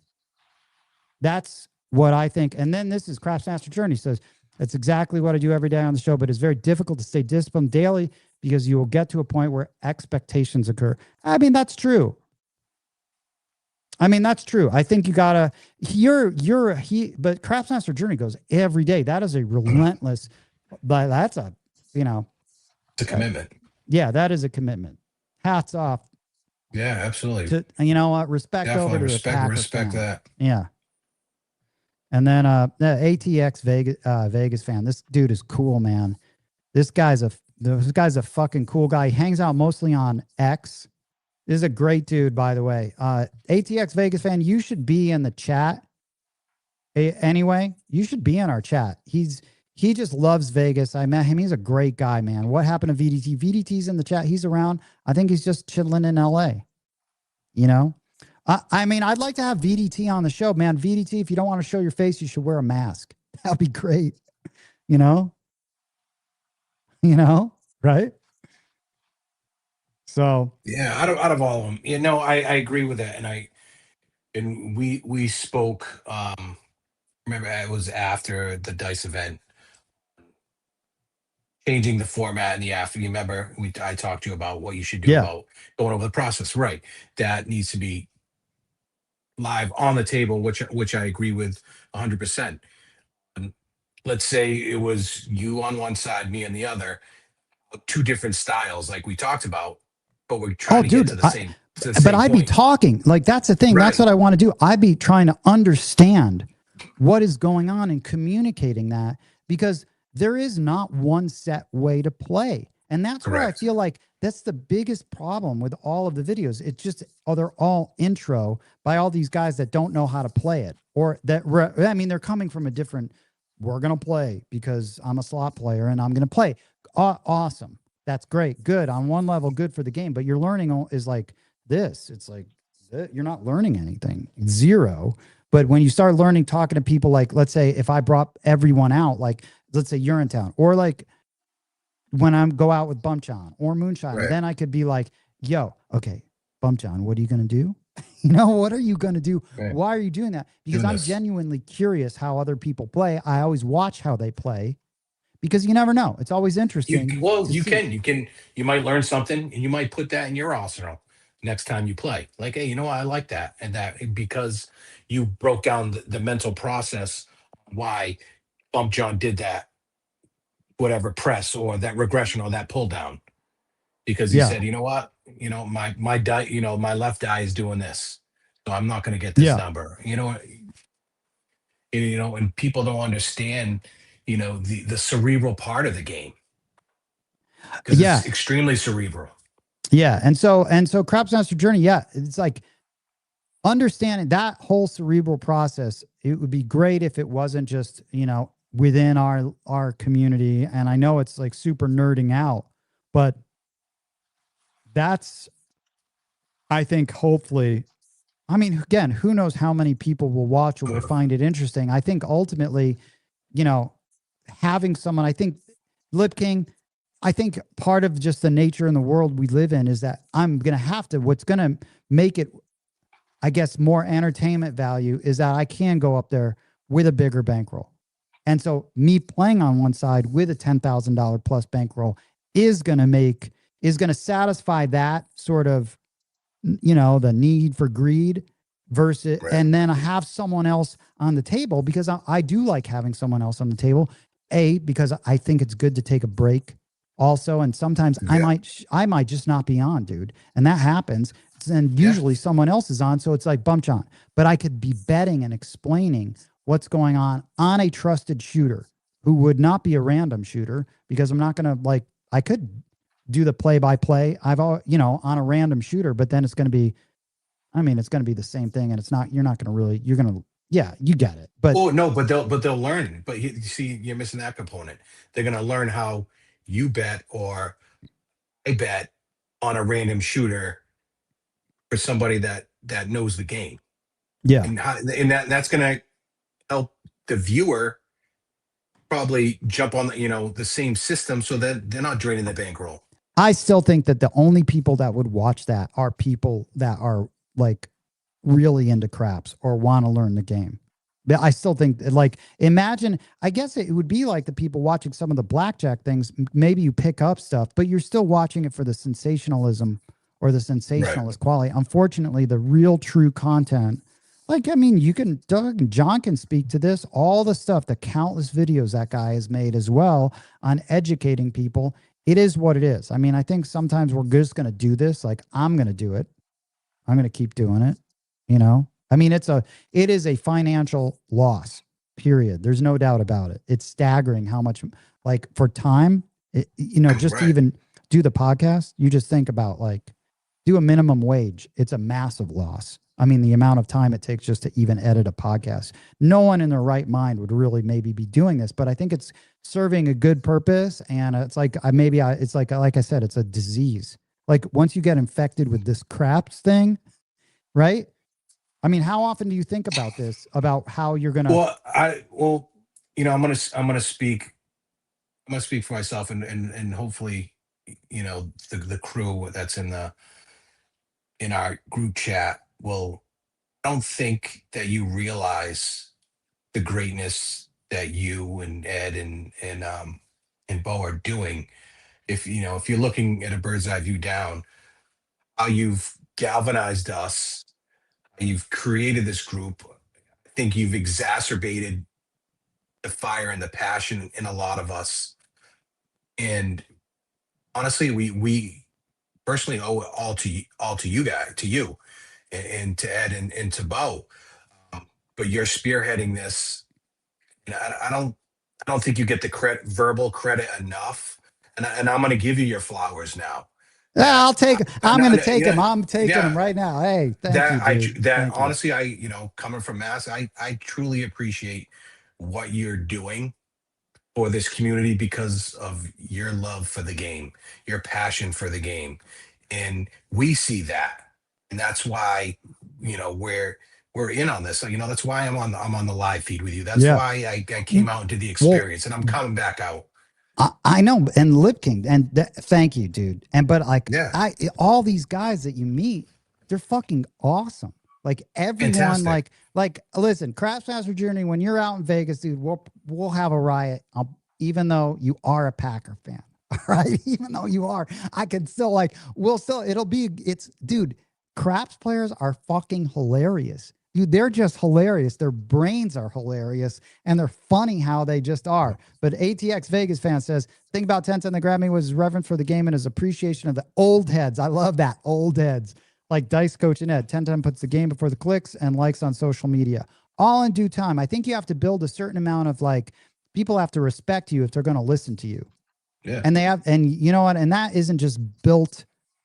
That's the problem with a lot of these guys. They just come out and do this. And I feel like the time at the table, dude, all these guys have put in so much time. How do you discredit the time? Like, let's say John has put in. I mean, dude, Right. I'll always compliment that guy and tell him dude, such respect, because what a thankless job. Again, Craftsmaster Journey, same thing, just to do it day after day after day after day. Right. It's that's a lot. Globe says, you guys could be the Mike Sexton and Vince Van Patten of the Pro Craps Tour. I would love to do that, dude. Do you know how fucking awesome it would be? I don't know if you guys ever saw the old WPT when they first introduced hole cameras, hole card cameras on the table. That would be so fucking great for crafts because there's so many characters. It would just take a lot of someone would have to bankroll that too. Bankroll it, right. It would be. If there's any angel investors on here, God, dude. It would take them so much. By the way, shout out to a buddy of mine, Stapes, Joe Stapleton. He's the host of Poker Stars. He's leaving that show for, I don't know why, I think it's just life stuff, but he was there for 15 years, man. He's one of my favorite outside of Sexton and Vince Van Patten. Watching that, Poker Stars it was an amazing show because of him. But anyway, X-Man, every time I play with 1010, he has always been very open about his thought process during a roll and throughout the session. He is true, because when we're there, I'm always talking about, now, did you see what I did? This is why. And I think it's people don't, that's not taught. You have to ask it. You know what I mean? Right. Lip King, you have to ask. So many things are taken for granted or left out in craps instruction or for anyone's play. Why, even if you're looking at a GTC thing, why are you not doing this? Or why are you not doing this? Or when do you do this? Is it only this? Is this it? You know what I mean? And that's why I like going to Dice Coach or talking to him, which is what I'll say. I'll say Dice Coach was the first person out of anyone in the planet that was I think I might have mentioned this once on the podcast. When I went over to his house for a completely different reason, I went over to his house. I wasn't there to play or do anything, right? I think I brought him something, but he's like, I got 10,000 on my table or whatever. Show me how you play this. The only guy, that's why I love Dice Coach. The only guy to actually want to hear what was in my brain and how I was going to play a certain bankroll. he's still one of the only times people have asked me to pick my brain. But then I was like, this is how I'm going to play this 5, right? The 10-ton 2-hit takedown, which Bo now loves. But it was because I remember when I was okay. He's like, now what are you going to do?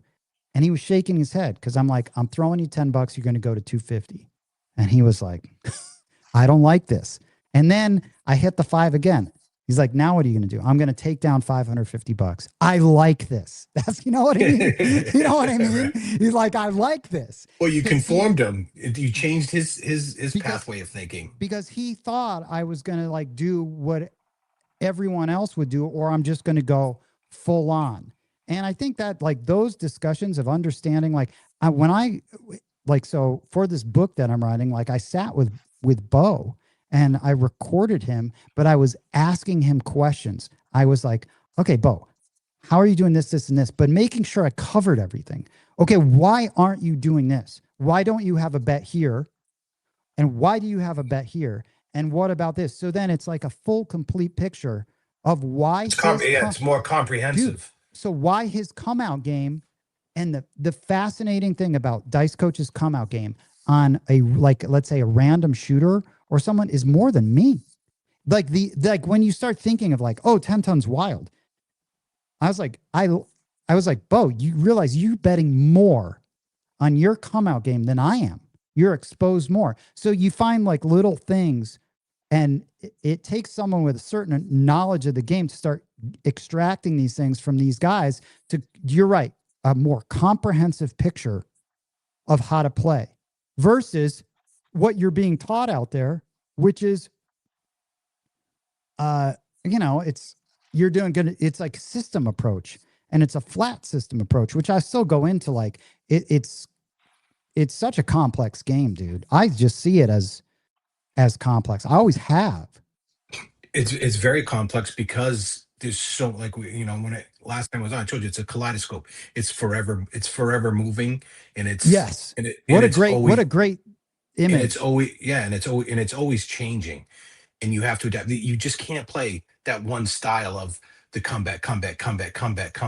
You have to adapt. You have to assimilate to exactly what's going on, or in understanding why you're doing what you're doing. And when I'm playing with other players that like when I play BRB, I can already assess it. I already know what he's doing and why he's doing it, and I'll follow suit because he knows what his dice are doing. And I'm sure you'll do. Yeah. I'm sure you'll jump on the train if you see Ed doing something or Bump John doing something. You're like, okay, I know exactly what's going on, and I'm gonna, because we know the tendencies, and we've seen this movie before, so we're gonna go on it. But dude, it's like when I was in Biloxi and I saw like G-Dub, and so there's like things when you get I would always say ask questions like why. Dude, so many times. So it's like, how the fuck did he get his bets up this high? Like that's where I'm like, he got his bets up. How the hell did he do that? So because there's a million ways to get to destination. It's like it literally is ways. Like you're taking a different route, like the Waze app.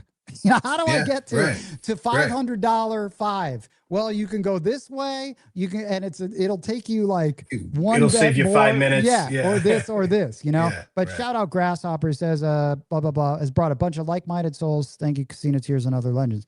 I think the game is fragmented. I think the community is fragmented. And I do think it's like pockets.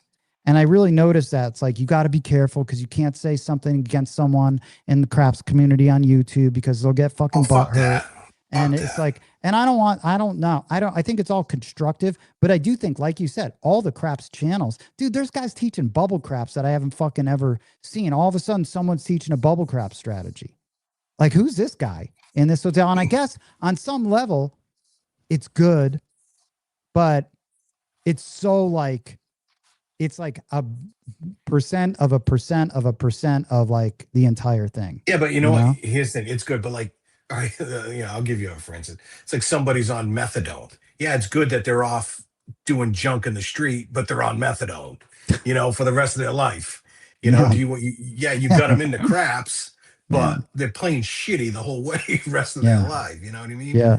Hey, listen, you can mine for those gold, Sene. I actually still watch Ed videos to see how he plays, regresses, presses, and regresses.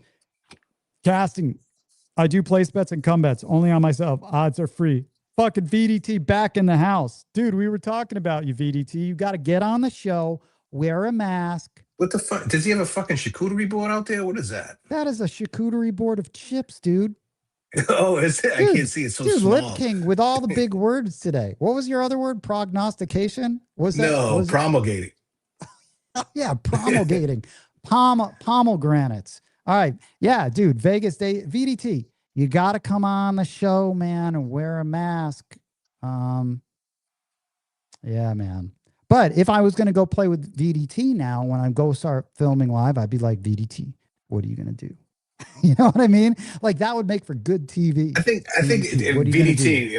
VDT, if I'm right, like I saw some of your videos, you do place bets and come bets, or you do come bets and then replace them with place bets. I don't know. I don't know. It'd be I think that's the thing, Lip King. It's like figuring out like I don't think it's always. There's no absolutes. It's hard to tell, like I said, because it's camera stuff. It's sometimes a little tricky. He says sometimes I double up, but see right there, what you just illustrated, dude, Lip King. There's times when I'll 10-ton to a takedown, but then there's times when I won't. There's times when I'll just take. And that's the thing that's missing in the game. The big missing link in this game is how it relates to your bankroll at the moment. I was going to say, my question is, why are you just taking? Again, explain to everybody why. Why would you? Because maybe I'm up at a comfortable level and I know I'm the factors that no one talks about. I'm going to leave soon. This is my last roll. I'm just going to snag a couple more black chips before I leave. Like maybe my greed has stopped. I'm already checked out. And maybe there's a lot of reasons. I've already hit my win goal. It's maybe I'm like slowly fucking getting out of the game. You know what I mean? Backing up the boat, man. I'm putting it on, putting it on the trailer, and I'm not just sort of like. All right. So why aren't you?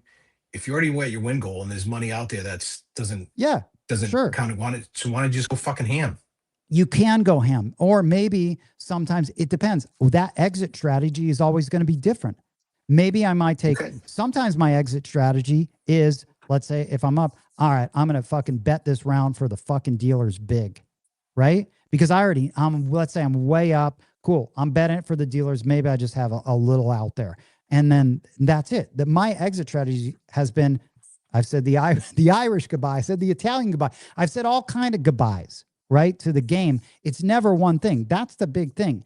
When you are all the fundamentals, your whole game, how you weave whatever tapestry of your bets are going to be different. And it's all going to relate to what's in your rack. I think that is the biggest thing I think it's the overlooked thing. It's the elephant in the room for me. It's like, that always is dictating my play. I think it's going to dictate everybody's play. Is where you're at in your bankroll. VDT needs 10-ton after 1 p.m., not 1 a.m. Dude, Huggy Bear, you got to be on the show. I want to talk about Michigan. 10-ton, I love you. Oh, big props to Huggy Bear for making out the list. Oh, yeah, I know. Hey, thank you, man. That's not, going overlooked and underappreciated, man. We do appreciate that. Dude, thank you so much. Yeah, for people that aren't in the chat, Huggy Bear did the what is that? The yeoman's work? Is that a term? Something? He did the work, man, whatever it was. And he took that Excel file and I don't know how it looks. I know I know I have to put that on my desk and open that thing up, but it probably looks pretty good, right? Yeah, he does a great job with it, and he doesn't have to, and thank you so much for that. Hey, there's another big P word from Globe. I love your pedantic style of play. It's a thesaurus day. Yeah, I know. I need to bring like my little Merriam-Webster. Little Will Webster for all this, right? Yeah, Globe. All right. It relates to your losses for the day or trip if you're losing or playing too long. Yep. And that's an issue with people too, is playing too long and knowing when to bounce. Well, dude, that's a whole thing. I think it's easier to bounce when you're, yeah, that's a big deal. And that's part of the reason why I'm even in my 60-day penance, because, you know, dude, I shouldn't have even been in there. I should have been up close to $5,000. And instead, I'm down like 10,000 because of being stubborn, losing discipline, forcing. I should have split. Right. So, but this, Mile High Mike, live crap sessions with real-time analysis on moves and types of tosses would be epic and popularize the game of craps and bring in new players. It would be sick. Mile High Mike, it would be sick. Congratulations on the Avalanche. They're crushing, aren't they? Crushing. They are crushing. They already won. They have the easy. They're a good team, man. By the way, Anaheim is beating Edmonton, which is a surprise, man. Anaheim, they're beating Edmonton. I think they've got, this is for, I think it's 3-1 right now. 3-1. I mean, in the series, but it is 3-1 the score. That's crazy. Edmonton always needed a better goalie. That's the problem with Edmonton. Justice Jen in the chat. But listen, this would be great. This is exactly what I want to do. Live crap session with real-time analysis. It's the closest thing you could get to broadcast TV on craps where there's color. Right. Kind of like what happened with poker. It's almost impossible because I don't see how it could happen with craps, but something like that would be cool. That's what I'm trying to say. Yeah, but you know what? Here's the thing. Somebody had that same negative thought. How could this happen with poker? And it did. Look how big that blew up. Yeah. You know what I mean? Yeah, and that took a lot. Yeah, there's so much money. I don't know, man. I think, yeah, that was cool watching, man. Those early, remember? Yeah, those were fucking sweet with Gus Hansen and all those guys, dude. ESPN was like broadcasting it nonstop. Yeah, Justice Jen, on my way to Vegas right this moment. So another wow. There's a lot of people in Vegas. Justice Jen, a lot of people are in town. I'm getting good about walking away. Yeah, that's a tough one. It is walking tough. away. And then so it sounds fun to see that would need a casino to allow multiple. Yeah, I mean, you need a whole setup in there. You need a studio setup really to actually do that. When they first started doing that, they had like, I've actually seen a WPT like setup, you know, and when you go to the World Series of Poker, you can go back in the back of Horseshoe and you could see all the stuff that's set up for how they broadcast it. Yeah, you need money. Right? Yo, she said Hawaii, a lot of the Hawaiian folks coming out for their meetup at Palms. Correct. Yep. Yeah. What's going on with Palms? Oh, I know the Hawaiian crap shooters. I was talking to my host because he was brought a bunch of people out there.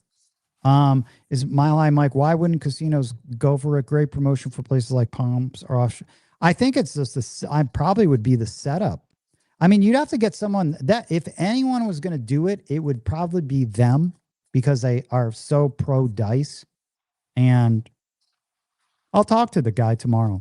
Have you asked them, you know, what was the shift onto moving towards dice and making the craps? Yeah, it was the new guys that are the higher ups. They come from that world, man. Oh, dude, I can't even tell you some of the stories. Yeah, you can. Those I can't tell you. I'll tell you when I see you. You could just do it the simple way, live stream on your phone at the casino table after you get permission to do so. Yeah. I mean, yeah, you can for sure. That's the simple way, but it would be cool to do it when you had imagine having multiple people with cameras because there's a lot of things that you'd want to catch, you know. The simple way is definitely like probably how it's going to get done. Yeah. Yeah, and he says it's got live. But even if it wasn't a live stream, even if you recorded a session, I mean, the poker stuff wasn't a live stream. It was always, I mean, sometimes it was, but it was a lot of times it was just delayed. I mean, sometimes you wouldn't even. Let's see. Well, Fran's host hooked me up with check this out, Lip King. Fran's host hooked me up with a limo pickup. He expects me to have 10-ton bankroll. Wow, Justice Jen, I can't tell you enough. This is one of those guys that he is absolutely awesome. He's his own legend. This guy, by the way, this is all I'll say about this guy. This guy opened up the first craps tables in Tokyo, and it's illegal. Okay, and I mean you have to be affiliated with an organization. An organization, right? Yeah. A very large organization, the largest organization in the world, to do something like that. Fucking awesome, dude, man. So Juan, I'll see you wherever you go. You know, at your new spot. But this is cool. This guy. Have you talked to Juan since he went over? No, I haven't. I think what happens with hosts when they fucking leave a property, I think they go into this like, you know, this zone where you can't talk to people, you know? Yeah. His handle, Justice Jen, is Japan Johnny, actually. So that's his craps handle, because he calls me 10 ton. He's awesome, man. He's like Bo's age. I mean, he's been doing it for like over 50 years in the business. Sweet. Where did he come from? Where did he come from prior to? I forget where he was. Japan Johnny. Yep. And it's a non-compete. Yeah, it's a non-compete. Yeah, but I thought non-competes were like abolished. No, dude, think about this. That's what happened when my host over at MGM was gone, and something happened. I couldn't get in touch with him. I thought he hated me. Turns out, like, he had to wait X amount of months, and then he contacted, because they don't want him to take like their $2 million slot player or their $1 million player, and then they're gone. Like you become a commodity. Like Jen is like, you know, obviously the people that are playing with bigger bankrolls become this, you know, I mean, it is what it is. It's business. They're going to want to, you know, they want that relationship to stay at that resort. Right. I get it. Yeah. And their money. But I do think, like, when I do start going and filming, that's going to be hilarious, because I'm going to have everyone that I know, like, on when I'm there. It's like, all right, dude, we're going to go do this, because that'll be fucking hilarious for me. It'll crack me up. Yeah. You know what I mean? That'll be what I think would be fascinating too is watching everybody's, you know, just being a craps junkie like you, is just watching their setups and their dice. You know what I mean? How they're throwing, watching, you know, let's say the chopper, or, you know, where they're landing. Like, I'll analyze that and watch that. Yeah, it's like whenever you play with, like, for example, like when Ed, or when you know these guys, I'm like, the things that you're looking at. But when you're new to the game, the stuff that your brain can even store, you're not even there yet. Well, I'm saying you talking about it, you could say he's setting up to this set. Yeah, these numbers should come out, and his landing zone should be at this point. You know what I mean? Like, it looks like Ed's lining up with the 3V mutant shooting, you know, looking for the 9. Yeah.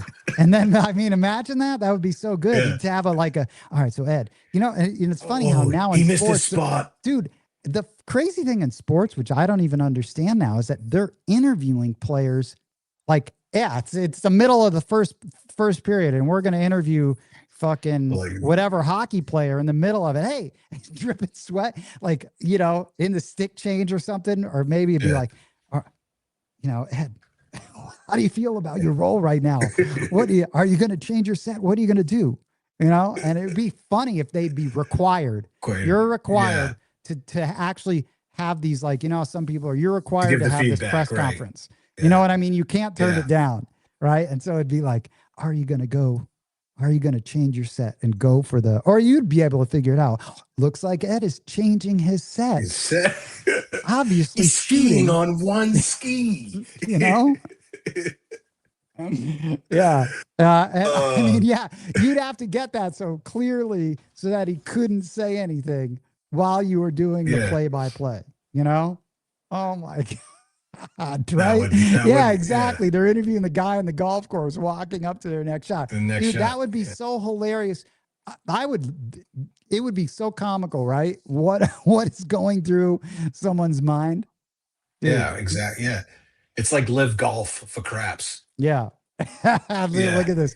Ed would 100% say fuck off, but he couldn't. If he wanted to be on the live stream, that's part of the deal. Even I would have to be like, okay, it's time for interview time. Okay. You know what I mean? You're obligated after you made your, like, you know what I mean? It's like, all right, commercial break. All right, you've hit 2 points right now. Are you even thinking about the fire bet?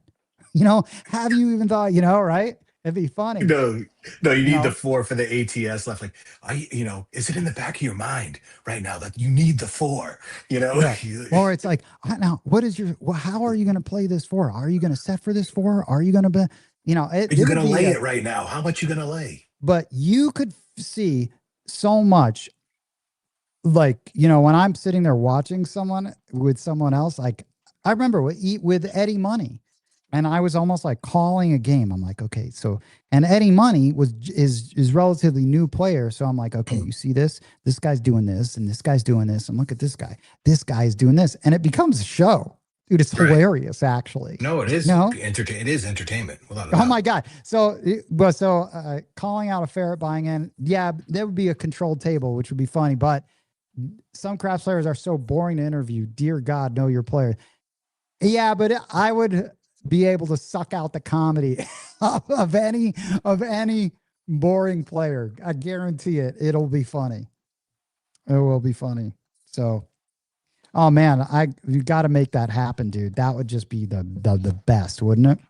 Hands down. I'm for it. Well, listen, dude, Lip King, thanks for hanging in there, dude. It's all right. Jesus, 3 hours already. It's midnight, dude. You're awesome, man. You're awesome. No, I appreciate it, man. Didn't even plug merch. I did feel like twice. Like, subscribe, buy all this shit. Yeah. So I gotta. Make them re-up. I'll do it at the end. You know what I mean? I'll do it at the end. I'll do this, but man, Lip King, dude, thanks for filling in. Next week will be cool because if everything works out, hopefully people will submit some questions because again, it's like selfish on my part because I want to hear about Bo and Heavy, like how they met, because their paths crossed. They used to teach together. They didn't teach together. They're both doing it now. They both talk. It's pretty cool. It's cool, man, seeing that shit, isn't it? Well, my question right now is I want to know about the whole Dom fallout. That's what I want to know. Oh, that'll be funny. Thanks, Justice Jen. This is an old school, one of the first shirts I ever made. It's wrinkled too. Yeah. Oh my God, dude, big foam finger, guy tossing dice in giant finger costume would bring the viewers. I love big foam finger. Dude, I know. BFF is great. Dude, he should be doing he could be doing some of the interviews. With the mic with the foam finger on. Down on the felt, had the big foam finger walking around. Yeah, that would be so funny. Oh my God. So yeah, dude, finding out about that because dude, they all were together. That, Yeah. What broke up the band? Exactly. Or got the band together, and true. I still think because listen, man, I still have right there over there. I still have Sharpshooter's book, which I think is not many books, unless you're talking about some new stuff. I think some new books could be, but a lot of the books are fuck, dude. I got some books here that are just I can't even get through them. I want to get through them, but they're really tough to get through. True. Yeah. Like a Fyodor Dostoevsky. Great read, but hard to get through. Yeah. What'd you say? Yeah, Crime and Punishment. You ever read? Oh man, dude. No, really great. I would always, you know what? I would always get sometimes the Cliff Notes. That whoever invented Cliff Notes, remember that for those books? Cliff Notes, yeah. Those would be super helpful. So, but yeah, man. Thanks, Lip King. I appreciate you coming on and anyone that has a question, not so much about hey, how do you run your fucking 4 and 10 to bow and dice coach? It's more about that time. That whole gap is really what happened 20 years ago I think is interesting. What happened before it, right? I mean, that's what interests me. How the hell? No, I'm with you on that. It's like a piece of history's gone. No one talks about it. It's like unspoken. It's weird. Yeah, and there's not a lot of it's. You would think there would be. Think about it, dude. There isn't really that much history to it. Like even in poker, you've got so much history in there. You know, Yeah, with but the here's the thing: Unger. is they are the history. That's the thing. They started it. Yeah, I guess you're right. I mean, they actually took it from just this game. Or, Right. but maybe Ed was right. Maybe there were always these like silent players because it was a different time back then because it was more us against them. You know? Yeah, Well, did now, it yeah, not? the difference in craps play then compared to today. I think it was more of an us against them, and it's totally shifted now. Dude, just look at they're allowing people to film it. They want people to film it, right? It's a completely different vibe. Although some places like South Point, it's still us against them, right? But it was mostly us against them, right? Correct. Yeah. So ATX Vegas fans, special thanks to Lip King and 10 Ton for this awesome evening. Dude, Lip King is a real deal. He is the real deal. You know? Appreciate but yeah, it. if you want to get in the chat, just let me know and you'll be added to the chat. But then don't have me get you in the chat and then complain about the chat. And then, you know, all right. Just silent. Honestly, the chat is great. It's a great, if you use it correctly, use it as a resource, and just put it on silent and just go and revert to it when you need to, or and that's what it's there for. If you're going into town, like I've used it, like I just ask now because I'm going to Dominican for the Hard Rock. I'm staying there for a week and asking, intel on that. If you're going somewhere, meet up with fellow shooters that are in the group, because it's they're great people for one, and they're all great shooters. Yeah. So get on it. Yep. So, dude, if you're gonna bitch about it, get the fuck out. Don't get on it. Don't ask to get in. Honestly, it's just it's there for a purpose, and everybody on it uses it correctly and for all its benefits. Yeah. And again, thank you for that, Huggy Bear. Thank you for the list. It's awesome. And hell taking yeah, that time out for that. All right, listen, I'm gonna get son, not my son, ETG in here, and he's gonna. Oh, yeah, happy birthday, brother. He says happy birthday, dude. I'm taking this kid out to eat tomorrow, man. Thank you. You know? Thank you. Oh yeah, totally. Like that's the other thing. I'm so not like I should be like really pimping everything. Likes, subscribes. It'll get there. It'll get there on its own, right? Right. Yeah, organic. Right? Organic. Yeah. So all right, Lip King. I'll talk to you later, man. You got it. All right. Later. Man. Bye. ETG. Thanks for everyone in chat. Appreciate it, man. And ladies. And ladies, which I think there might have been only, Sweet Rolls is in here. Only a couple. Huggy Bear. Thanks, dude. Huggy Bear. Anyone that wants to be on, let me know. I know Huggy Bear is going to be up very shortly. I know we're going to do Kansas City. I think shooting for aces. Yeah. I think one lady and gentlemen. Yeah. So, casting, thank you very much. You know what? These conversations are great. Easy E. You know what? Let's give a ferret. Let's give a shout out to the ferrets right here.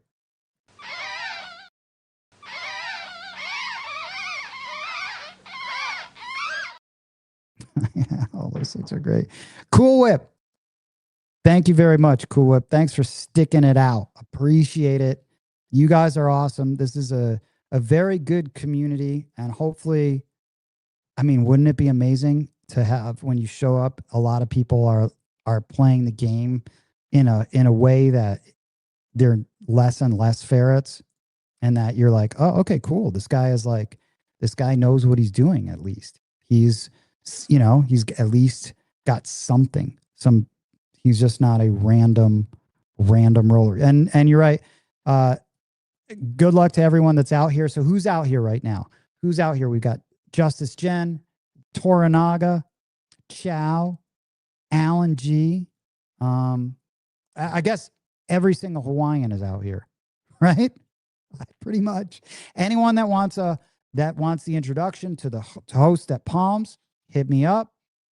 I think that's it. You know, good luck for all your hockey teams. And let me get this Vegas cam. Let me get this Vegas cam in here.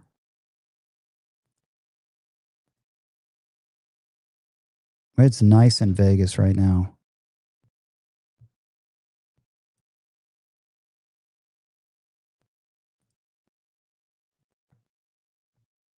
Yeah, here it is.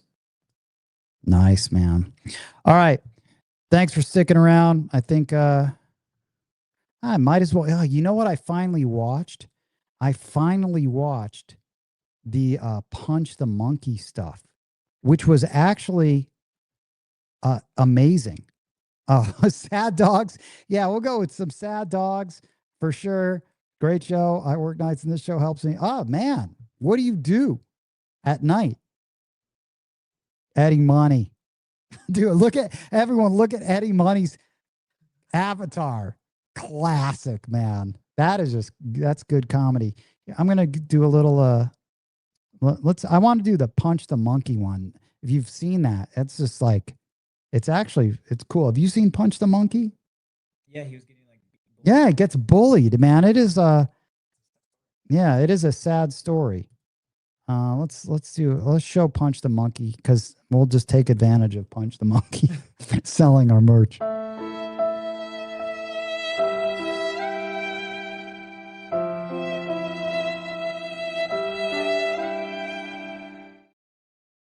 Dude, that's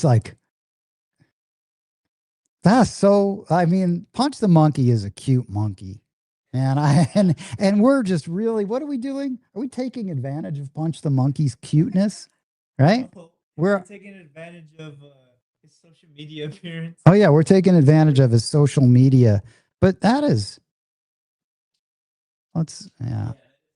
I mean, we probably shouldn't be doing that. Might as well go through a couple of these. Remember this guy? I got to call this guy.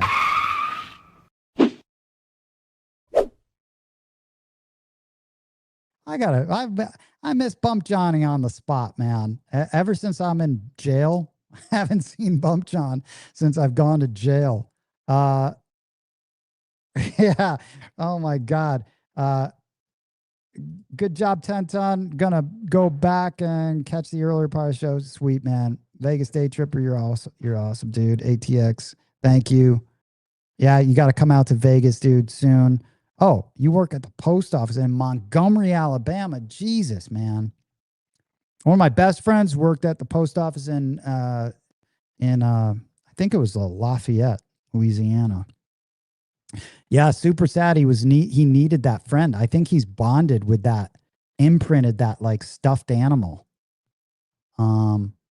But yeah, he is doing great now. Dude, you have a table set up and you have the cameras. You could totally do some shows while throwing dice. I know, we're working on it, right? We're working on it. VDT, we got the table. We're going to set up some cameras and do it. And, you know, baby steps, right? Baby steps. Like, we could do it there, but I mean, wouldn't it be better in a casino though? It would be better in a casino. We're going to do it here to show that, but it'll be so much better in the casino, you know? But let me just milk this again.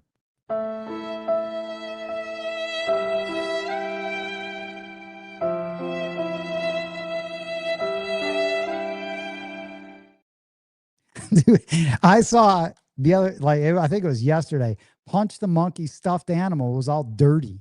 Like it was got rained on, and he didn't want a new one. I guess they got him a new stuffed animal for him, but yeah, I think that's great. Okay.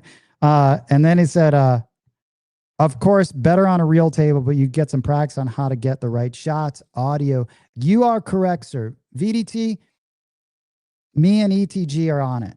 ETG, VDT, PNW. Man, you're right. Justice Chen. Why I'm on detention is because simple. I made some mistakes and Moonshine saw it, and so did Bump John. Both times Fuzzy was there at the table, but he had already left. I was up a couple grand. Ended up down, leaving.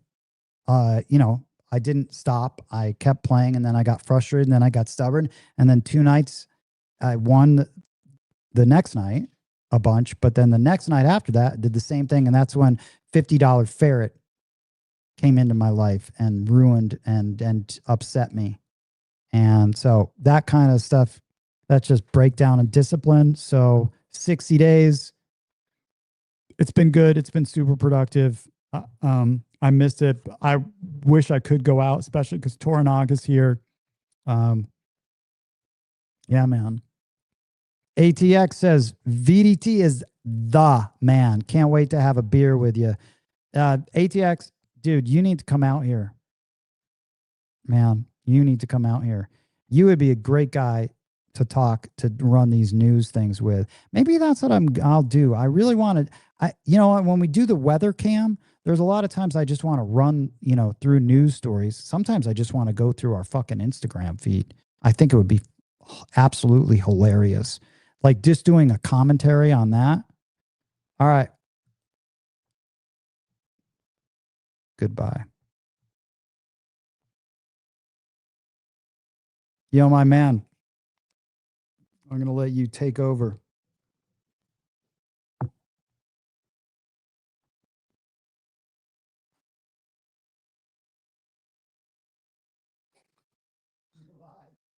Keeping it real.